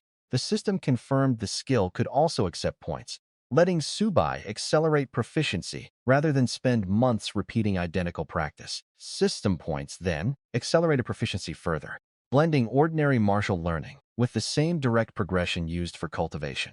Iced autumn water through several mastery levels until the technique became reliable enough for real mass combat. Master level control reduced wasted motion and spiritual leakage, making each autumn water release more sustainable during prolonged hunting. One swing could now release an expanding field of sword light without weakening each individual cutting edge in the spread. The technique's wide coverage finally let Subai treat camp-sized formations as single combat problems instead of hundreds of separate duels. Subai checked his panel, confirmed his injuries were healed, and decided waiting for the winter tide would waste the fastest growth window available. His decision to leave again reflected confidence in preparation, not ignorance of the coming tide or the danger outside. At the mission board, he accepted every remaining assignment, instead of choosing only one convenient task, taking every mission maximized overlap because one expedition could simultaneously earn demon cores, king kills, intelligence, merit, and system points. His objectives included killing demon kings, collecting hundreds of cores, and investigating an ancient human cave inside a demon emperor's territory. The cave objective seemed secondary at first, yet it would later connect directly to Jushian and erased ancient history. Monitoring specialist Chinju reminded him the ghost squad would almost certainly attack once he crossed outside fortress protection again. Tanju's warning came from monitoring patterns showing the ghost squad had already positioned people around Subai's likely routes. Subi Tanju to cover his wall duty, accidentally transferred extra merit and kept walking when the older man shouted about the difference. Paying for wall coverage kept Subai compliant with fortress obligations, even while he pursued personal progression outside. Under moonlight, Subai crossed the desert and ignored weak outer camps because his new skills made low-value demons inefficient targets. Weak demons near the boundary no longer justified the spiritual energy required to stop and kill them one by one. By dawn, he reached a king-level settlement and opened the battle with a master-level autumn water strike. King-level camps offered enough density and rank to make autumn water's high energy cost profitable rather than wasteful. Thousands of sword streaks swept through the camp like a collapsing lake, cutting escape routes and erasing packed formations almost instantly. The first release demonstrated how different mass combat became once a single swing could create thousands of cutting trajectories. That first camp produced nearly 1,000 kills and enough attribute points to justify using far more spiritual energy than basic sword attacks. Almost 1,000 kills in one camp turned what once required hours of sword work into a brief system transaction. Subai repeated the strategy against several nearby camps, collecting tens of thousands of points, while Blood Devour pulled cultivation from every battlefield. Repeating the tactic produced faster growth but also revealed how quickly high-grade area techniques drained, and even Subai's enlarged spiritual reserves. The technique's only real limitation was energy consumption, because repeated autumn water waves could empty his spiritual reserves after only a few major attacks. Blood Devour's recovery helped, yet the current rank could not fully replace the power spent on repeated camp destruction. Subai sat on an ancient tree to recover, then decided the talent itself had become the most efficient target for his next investment. That limitation convinced Subai that talent progression now offered more strategic value than another small increase in body or weapon strength. He poured a massive amount of system currency into Blood Devour and forced it upward into the A-grade Blood Feast stage. A grade Blood Feast changed the mathematics entirely, turning every high-level corpse into a meaningful fraction of direct cultivation. Blood Feast absorbed a full percentage of cultivation, rather than a microscopic trace, and carried a substantial chance for critical gains. Critical absorption introduced volatility, occasionally producing gains far above the base percentage, when luck favored a kill. The upgrade also activated the ability Subai had been waiting for, a tiny probability of devouring an innate talent from something he killed. Talent theft remained rare, but unlike a fixed awakening, it gave Subai theoretical access to abilities his original body could never possess. Every doctrine he had learned said talents could not be created, replaced, or added after awakening, yet his system had just made all three possible.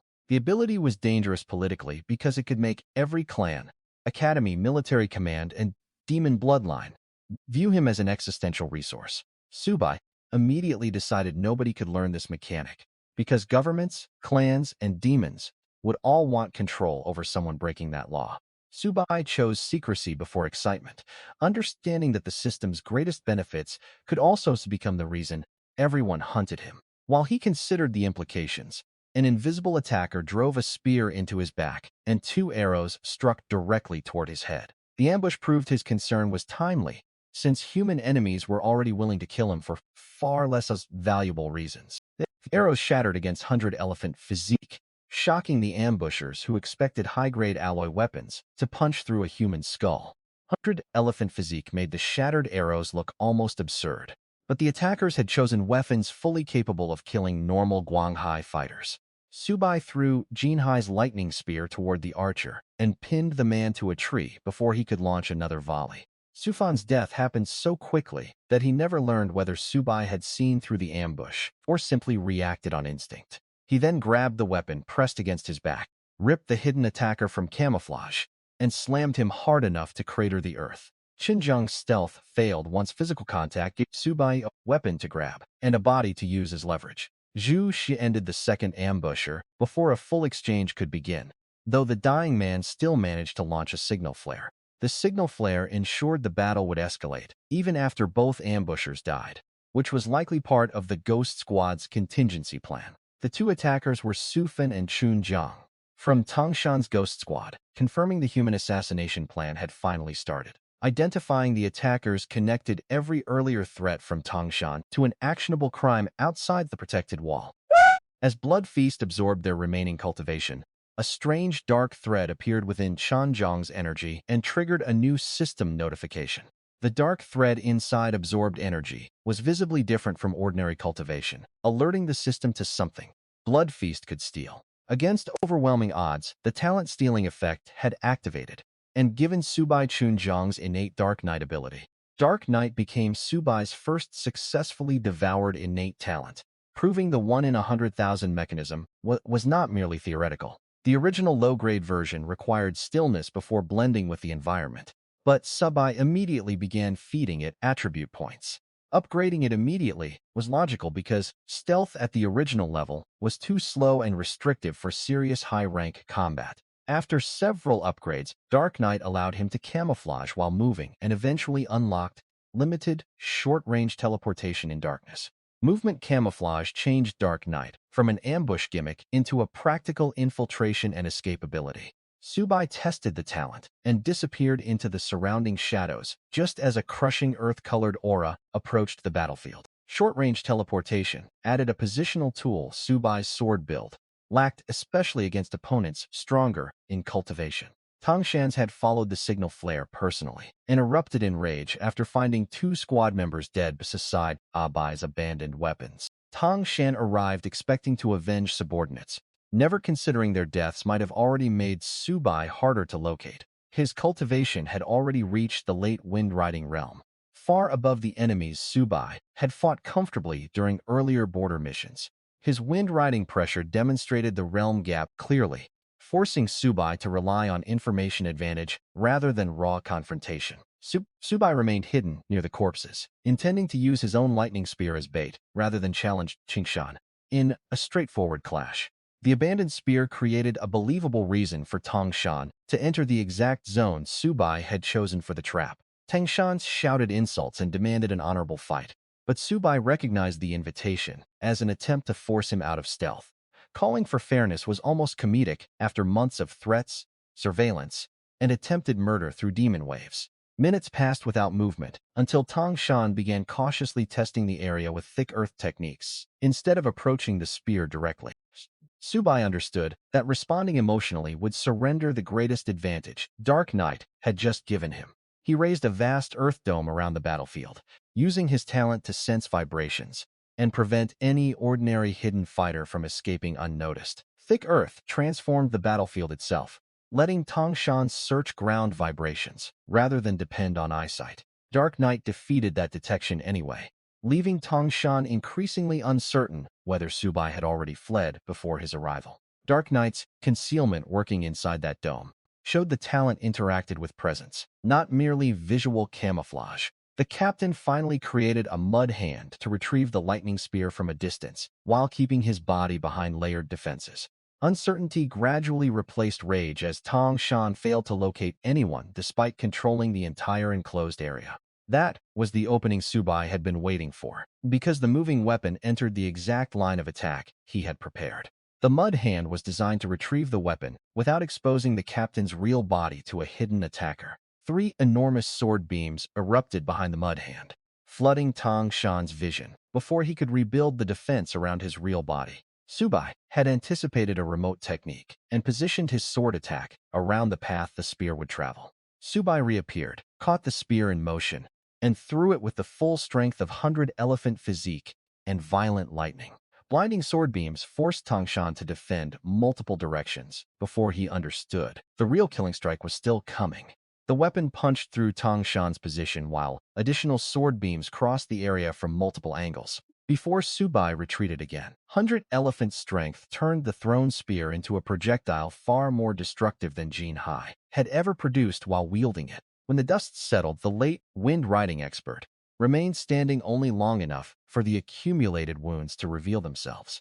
Subai retreated after the combination, instead of assuming success, respecting the durability of someone an entire realm above him. A massive hole burned through his chest, lightning shredded his remaining defenses, and sword lines divided his body before he could counterattack. Tang Shan's body briefly remained upright, because high-level cultivation continued holding damaged flesh together after mortal injuries. Tang Shan used his final breath to promise regret, but the threat ended when his remaining spiritual energy dispersed. His final threat contained no remaining leverage once the Ghost Squad leader could no longer personally act on it. Subai absorbed the dead captain's cultivation and finally relaxed after defeating the strongest human enemy who had been actively hunting him. Absorbing the cultivation also recouped part of the enormous effort spent preparing the assassination counterattack. He regretted only that Blood Feast failed to steal thick earth, which would have added another high-grade defensive and battlefield control option. Failing to steal thick earth reminded Subai that talent theft remained probability rather than a guaranteed reward from every exceptional enemy. To erase evidence again, Subai carried the 3 Ghost Squad corpses into demon territory and left them where monsters would consume everything. Letting demons consume, the bodies continued his pattern of erasing human evidence through enemies who have left a little trace behind. Once the demons finished, he eliminated that camp too, turning the disposal operation into more kills and mission progress. Those same demons then became additional mission progress, making cleanup and system growth part of one efficient sequence. Several camps later, Subai had collected thousands of demon cores and completed the first major objectives on his mission list. Thousands of collected cores proved Subai had already exceeded the scale expected from ordinary solo hunting assignments. Only the ancient cave investigation remained, but Dark Knight made the surrounding Emperor territory far more manageable than when he first accepted it. The cave mission now offered the last official reason to remain outside, though Demon territory itself had become his preferred training ground. He invested further into Dark Knight, increasing the number of short teleports available whenever he fought inside darkness. More Dark Knight teleports gave Subai enough repositioning attempts to survive mistakes during infiltration, without immediately abandoning the mission. Meanwhile, reports of massacred king camps reached the Gulang Demon Emperor and spread panic through his increasingly nervous subordinates. Gulang's frustration over Zhu made his territory increasingly unstable even before Subai arrived at the palace. The emperor was already obsessed with recovering Zhu, never realizing the human carrying the sword was now moving directly toward his own palace. Prophetic warnings showed the demon's side, tracked long-term human potential, and launched wars partly to kill threats before maturation.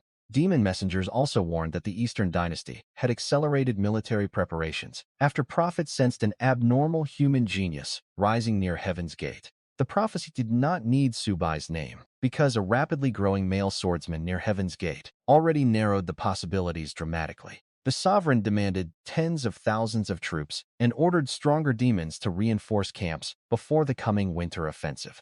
Gulong's orders concentrated stronger demons around exactly the routes Subai wanted to raid, accidentally increasing local reward density.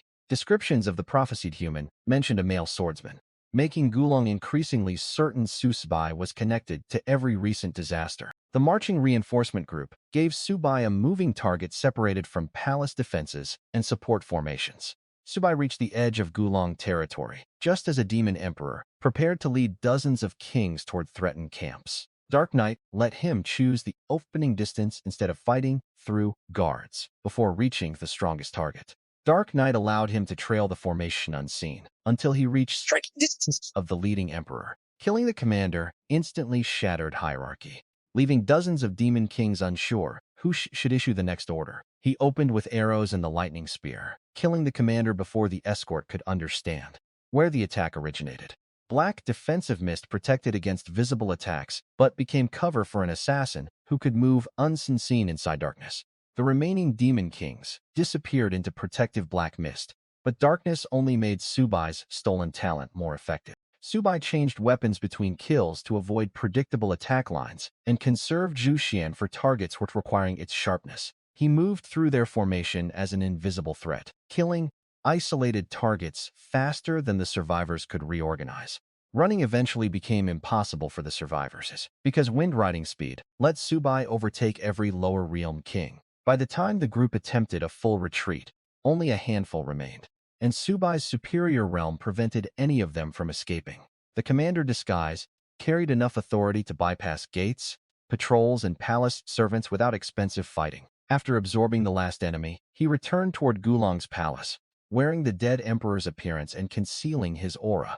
Demon etiquette discouraged low-ranked servants from questioning an emperor, even when behavior seemed slightly inconsistent. Lower demons bowed without question, because hierarchy mattered more than familiarity, giving Subai direct access to the palace interior. Killing the suspicious servant prevented a minor inconsistency from growing into an alarm. Before Subai reached Gulong, a small demon noticed the disguised emperor behaving strangely and nearly connected the inconsistency before Subai killed him and ordered another servant to clean it up. Moon-watching hall's isolation made it ideal for assassination because the ruler cultivated away from most guards and noise. From there, Subai climbed toward the moon-watching hall, where the silver wolf ruler cultivated beneath concentrated lunar energy.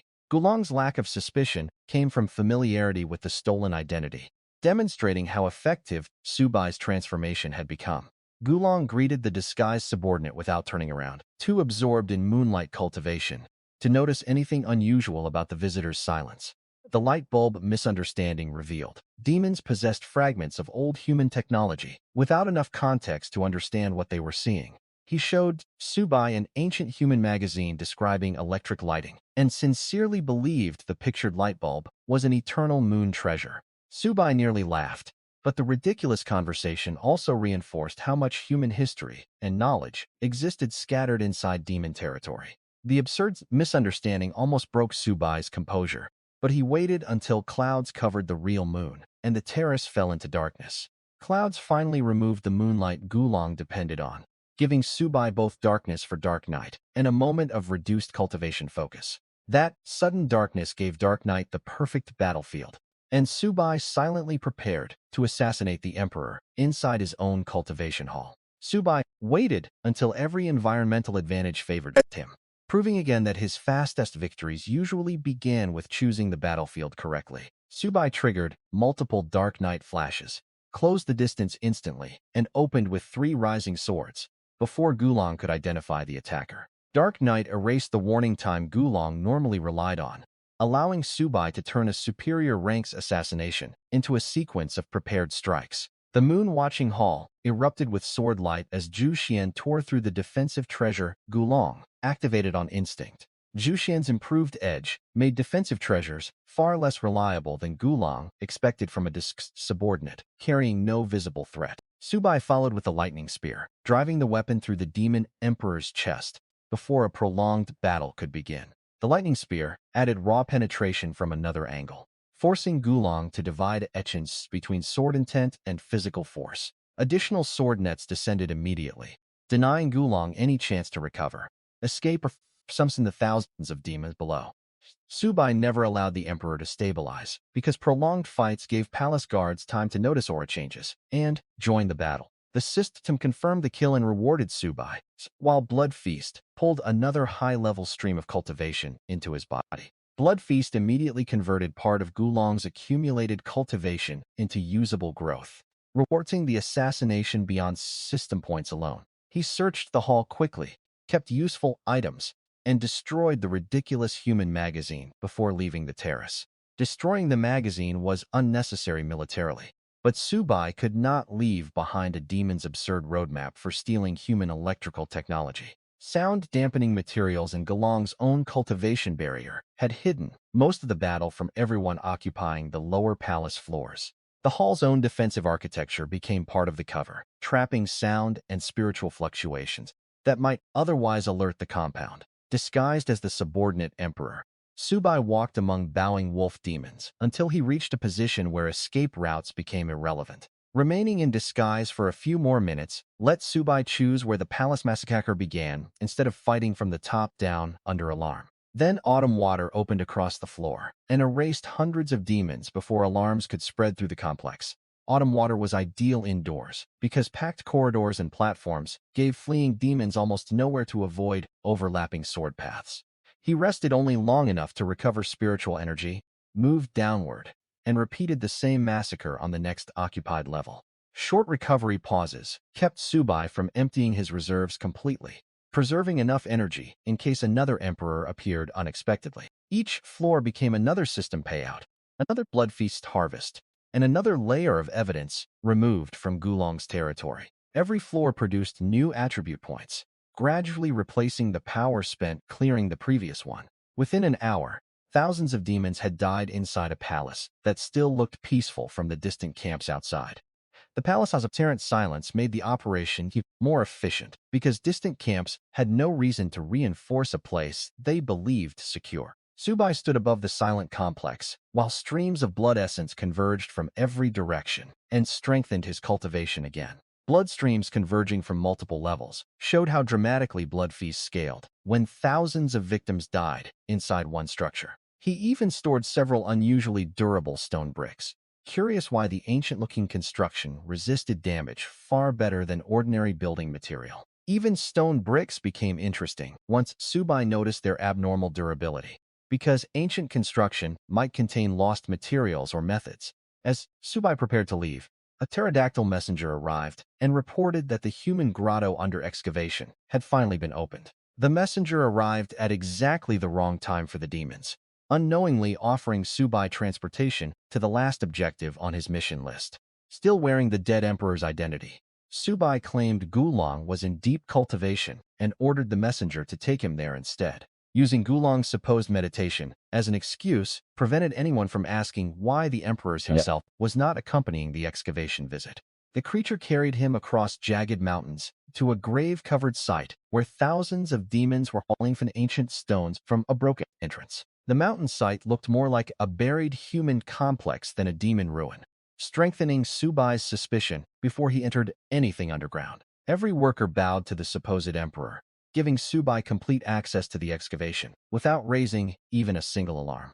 Workers increased their pace around the disguised emperor, helping him locate the active entrance, without wasting time searching the mountainside. Before entering, he killed the messenger and swept autumn water through the outer workforce so nobody could report his movements later. Erasing the outer camp first prevented survivors from sealing the tunnels or sending reinforcements while Subai explored below. The tunnels contained more demons, but Dark Knight and his superior speed ensured most died before seeing the face beneath the disguise. Dark corridors favored the stolen Dark Knight talent so completely that most guards never understood anyone hostile had entered. At the deepest point, Subai entered a grand stone hall illuminated by ancient glowing pearls.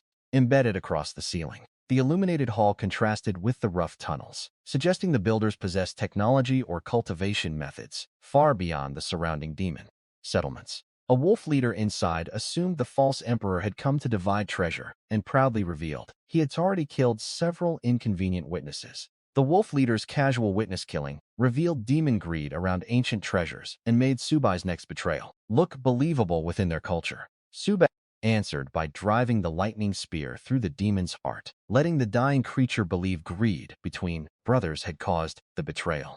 One spear thrust ended the leader before he could trigger any hidden mechanism or summon additional high-ranked relatives. After clearing the remaining demons, Subai approached a large stone coffin that had been opened only slightly during excavation. Subai approached the coffin cautiously because an ancient sealed object surviving thousands of years deserved more respect than ordinary loot. He shoved the lid aside, immediately retreated in case of traps, and waited long enough to confirm nothing inside would attack him. Waiting several minutes after opening it cost time, but rushing into an unknown ancient trap could waste every system advantage he had earned. The coffin contained no weapons or treasure piles, only a beautiful woman in white robes, whose body looked impossibly fresh. The woman's preserved face made the coffin feel less like a grave and more like suspended time, which disturbed Subai more than any monster. Ancient characters carved inside the lid identified an era Subai had never encountered in any modern history book. Modern records never mentioned an eternal era, so the inscription immediately contradicted the history taught in ordinary Dragon Kingdom schools. The system translated the inscription and explained that the eternal era had ended roughly 10,000 years earlier. 10,000 years placed the woman far before recent spiritual recovery, making her existence impossible under the simplified modern narrative. Subai stared at the preserved woman because a body surviving that long contradicted everything he understood about recent spiritual recovery. If her body survived through personal strength, then ancient human cultivation had once reached levels modern society barely understood. He could not determine whether the coffin, the woman's own cultivation, or some lost ancient method had prevented decay. Subai resisted experimenting on the corpse because ignorance made restraint safer than curiosities around something potentially stronger than him. The discovery also raised a larger question. If ancient humans reached this level long ago, why did modern history barely acknowledge them? The missing history now connected with Zhu Xian's ancient origin, suggesting the sword and the woman might belong to the same erased civilization. With no answers available, Subai replaced the lid carefully rather than disturbing the woman any further. Closing the coffin preserved whatever state had kept the woman intact, while sealing the cave prevented opportunistic demons from disturbing it. He then collapsed the cave entrance and buried the site beneath enormous stones, ensuring neither demons nor ordinary explorers would discover it easily. Burial also bought Subai time to return later with more knowledge, instead of letting rumors turn the place into another treasure war. Leaving the grotto gave Subai more questions than treasure, but the mission itself had now exposed evidence that recorded history was incomplete. The investigation mission technically produced little loot, yet it delivered information potentially more important than every demon core he collected. On the route away from Gulong territory, he discovered a far larger demon army, gathering around another king-level camp. The nearby invasion camp solved Subai's next problem by concentrating tens of thousands of enemies in one location before the winter tide. Nearly 50,000 demons were preparing to march against Heaven's Gate, chanting about breaking the fortress and destroying humanity. Human defenders would eventually have to fight these same demons, so destroying them now served both personal progression and strategic defense. Subai abandoned his original plan to pass quietly because a concentration that large represented an extraordinary system harvest. Subai watched before attacking because 50,000 bodies became dangerous if a single superior leader could coordinate them effectively. Before attacking, he observed the leadership and noticed a green-leafed elder whose aura carried something sharper than normal spiritual pressure. Mulong's pressure felt qualitatively different from ordinary spiritual energy, introducing Subai to intent before the system formally unlocked it. The demon was Emperor Mulong, a peak wind-riding tree spirit who appeared close to touching a higher realm through something called intent. Fighting a near-spirit god opponent without intent would sacrifice the advantage Subai had built through careful point management. That pressure made Subai reconsider charging blindly, because he could not guarantee an instant victory against an opponent, beginning to grasp intent. His saved currencies existed precisely for moments when a new obstacle demanded an immediate leap rather than months of conventional cultivation. He opened the system panel instead and converted a huge reserve of accumulated points directly into cultivation. Spirit God represented more than another numbered level, because the realm required will and conceptual mastery alongside spiritual power. The sudden breakthrough pushed him into the early Spirit God realm, placing him at the next major level of martial development. Great intelligence improved comprehension. At the same moment, Subai needed to understand a concept he had never personally trained. His spirit attribute crossed another threshold during the breakthrough and awakened great intelligence, sharpening learning and comprehension dramatically. Sword intent was the natural choice because every previous talent, technique, weapon, and instinct already pointed toward the same path. Yet the system warned that reaching Spirit God without mastering intent left the realm incomplete compared with true experts at the same stage. Sushian's response confirmed the ancient sword, recognized the new realm of understanding even before Subai tested it against an enemy. When offered a direction, Subai chose sword intent without hesitation, because every part of his combat path already revolved around the blade. The uncontrolled burst exposed him, but Mulong interpreted it through demon hierarchy and immediately assumed a superior emperor had arrived. The moment sword intent awakened, Zhu Xian flew from its sheath and circled him, while a terrifying invisible edge spread across the battlefield. Subai's wolf disguise gave the elder enough visual explanation to accept the terrifying aura instead of questioning its human origin. Some Long sensed the aura from inside his tent and rushed out, immediately assuming a powerful demon emperor had arrived unexpectedly. Fear did most of the infiltration work because lower demons were conditioned to obey stronger beings rather than investigate inconsistencies. Subai changed into a wolf demon appearance and let sword intent suppress the elder before the other demons could understand what was happening. Asking for a leaf sounded harmless compared with demanding treasure, making Mulong cooperate before realizing the true purpose. The hierarchy of demon society worked in his favor, because Mulong bowed rather than question someone whose aura felt completely superior. Ripping multiple leaves weakened him unnecessarily, showing how completely sword intent had destroyed his confidence before the actual attack. Subai claimed he had come only to borrow something and asked for a single leaf from the top of the tree demon's head. The brightest leaf carried more life force than the others, turning Mulong's careful choice into the weapon that would kill him. Mulong initially ripped away several leaves in panic, even though each one represented real cultivations and permanent damage to his foundations. His cultivation collapse removed any remaining possibility of resisting Subai directly once the deception ended. Subai repeated that he needed only one, forcing the terrified elder to choose his strongest remaining leaf and tear it free himself. Subai's answer arrived only after the leaf was already in his hand, maximizing both psychological shock and tactical advantage. The act caused green blood to spray from Mulong's mouth as his cultivation collapsed from the peak toward an early stage. Using the demon's own leaf demonstrated sword intent's conceptual power more clearly than another direct Zhu Xian would have. Only after taking the living leaf did Subai answer the demon's nervous question about why he wanted it. The realization changed Subai's understanding of combat, expanding the definition of a sword from object to intention and applied force. He infused the leaf with sword intent and sent it across Mulong's throat, killing the weakened emperor with his own severed life essence. Unlike purchased proficiency, this insight felt personally comprehended, making it a true martial breakthrough, rather than only system-assisted improvement. That absurdly simple attack gave Subai a deeper realization. Once the heart held the sword, almost anything could become a sword. Thousands of saved physique points, again transformed into a qualitative body evolution, instead of merely adding linear strength. The breakthrough was more than another system statistic because his understanding of weapon intent had finally become personal rather than theoretical. Thousand Elephant Body pushed Subai into a durability range, where many ordinary king-level weapons could no longer threaten him meaningfully. Subai then poured another enormous amount of points into physique, pushing his body toward a threshold far beyond 100 Elephant physique. Damage reduction against stronger B+ equipment also protected him from elite assassins, whose attacks had once forced desperate retreats. The transformation produced 1000 Elephant Body, multiplying his physical dominance and granting extreme protection against B-grade weapon damage. Zhu Xian's recovering edge meant weapon growth was finally catching up with the extraordinary body and realm wielding it. Even stronger B-plus weapons would lose most of their effectiveness against his body, making ordinary king-level attackers dramatically less threatening.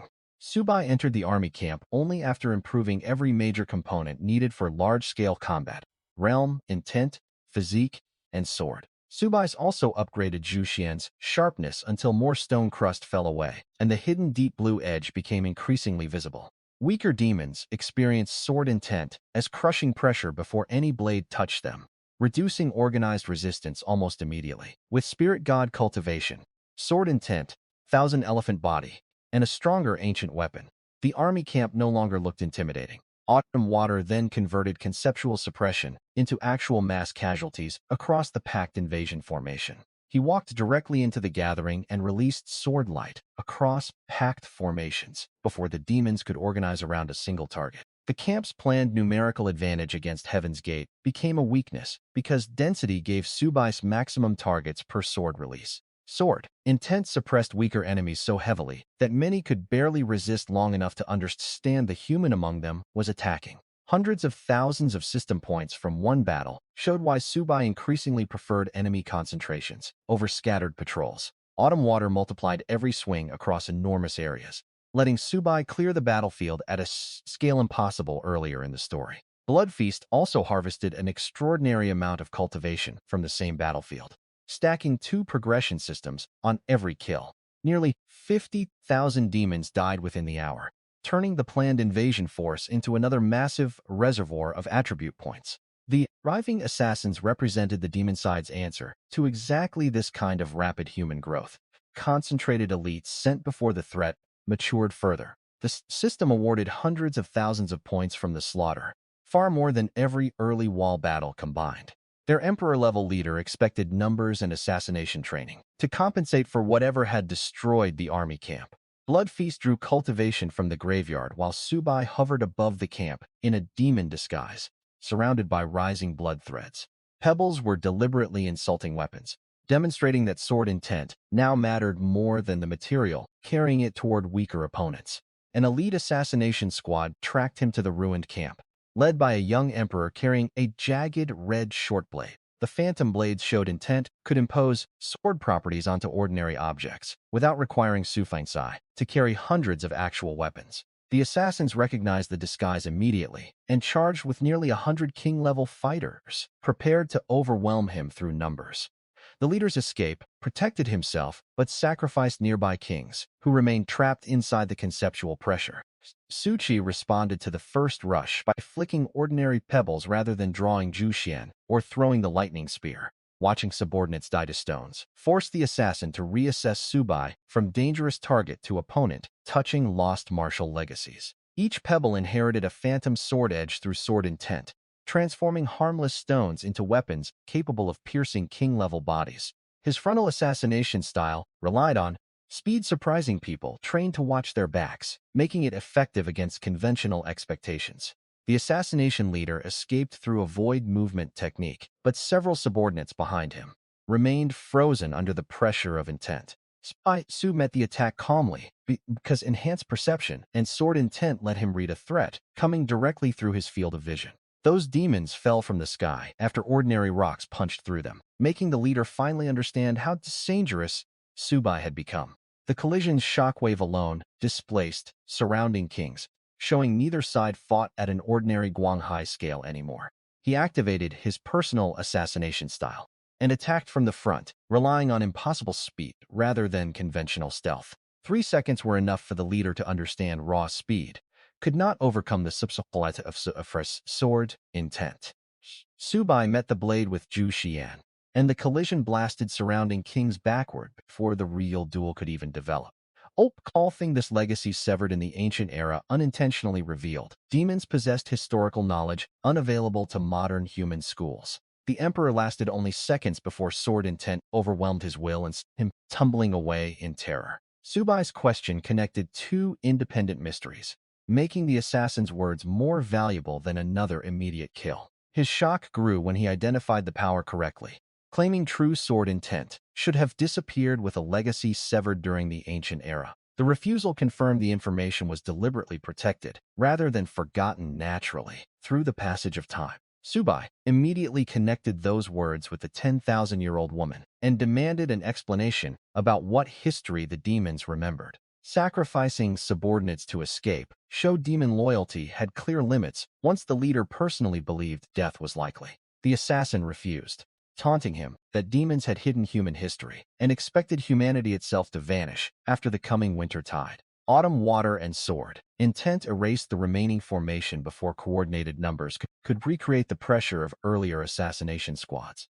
He ordered every remaining king to attack together, then used their suicidal charge as cover to flee for his own life.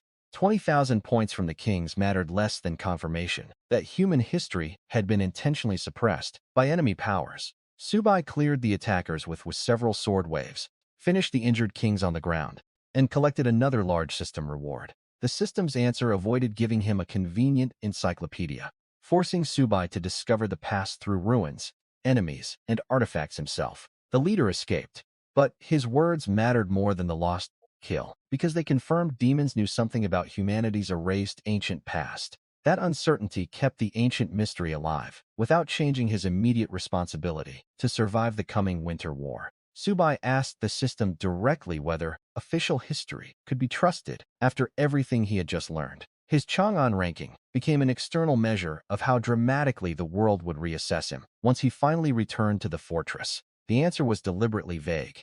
History belonged to victors, while truth rarely survived cleanly inside the books. Later generations were given.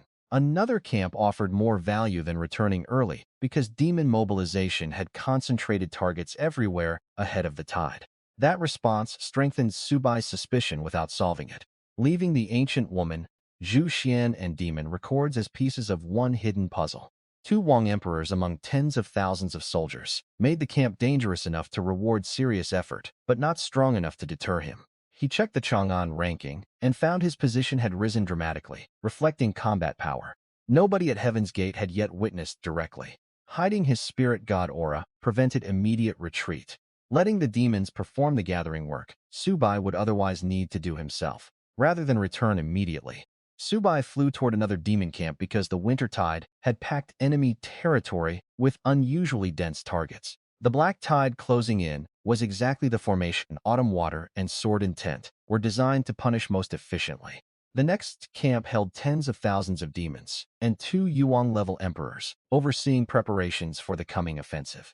Suppression knocked weaker demons down before panic could scatter them, preserving the density needed for a single devastating clearance. Subai deliberately hid most of his aura so the defenders would gather around him instead of scattering the moment they sensed spirit god pressure.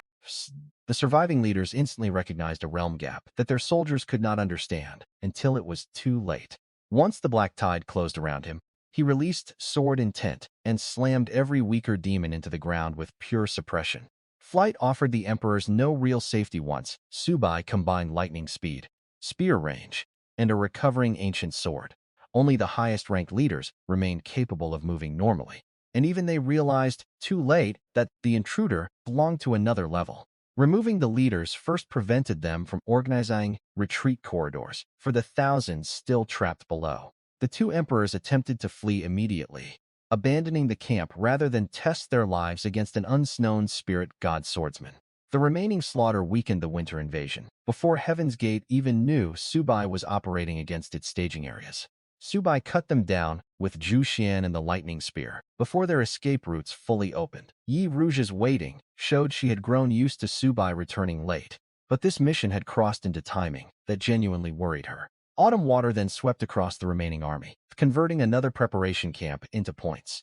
Before word could spread beyond the area, Sure understood the administrative consequence. Absent fighters could lose the privilege of choosing sectors based on their actual strength. Back at Heaven's Gate, Yi Rouge and Shuer were already watching the horizon, because Subai had still not returned for winter defense assignments. Frontline assignments mattered more during this tide, because intelligence suggested demon numbers and high-level participation were both unusually severe. They knew his reputation guaranteed an excellent sector if he appeared on time.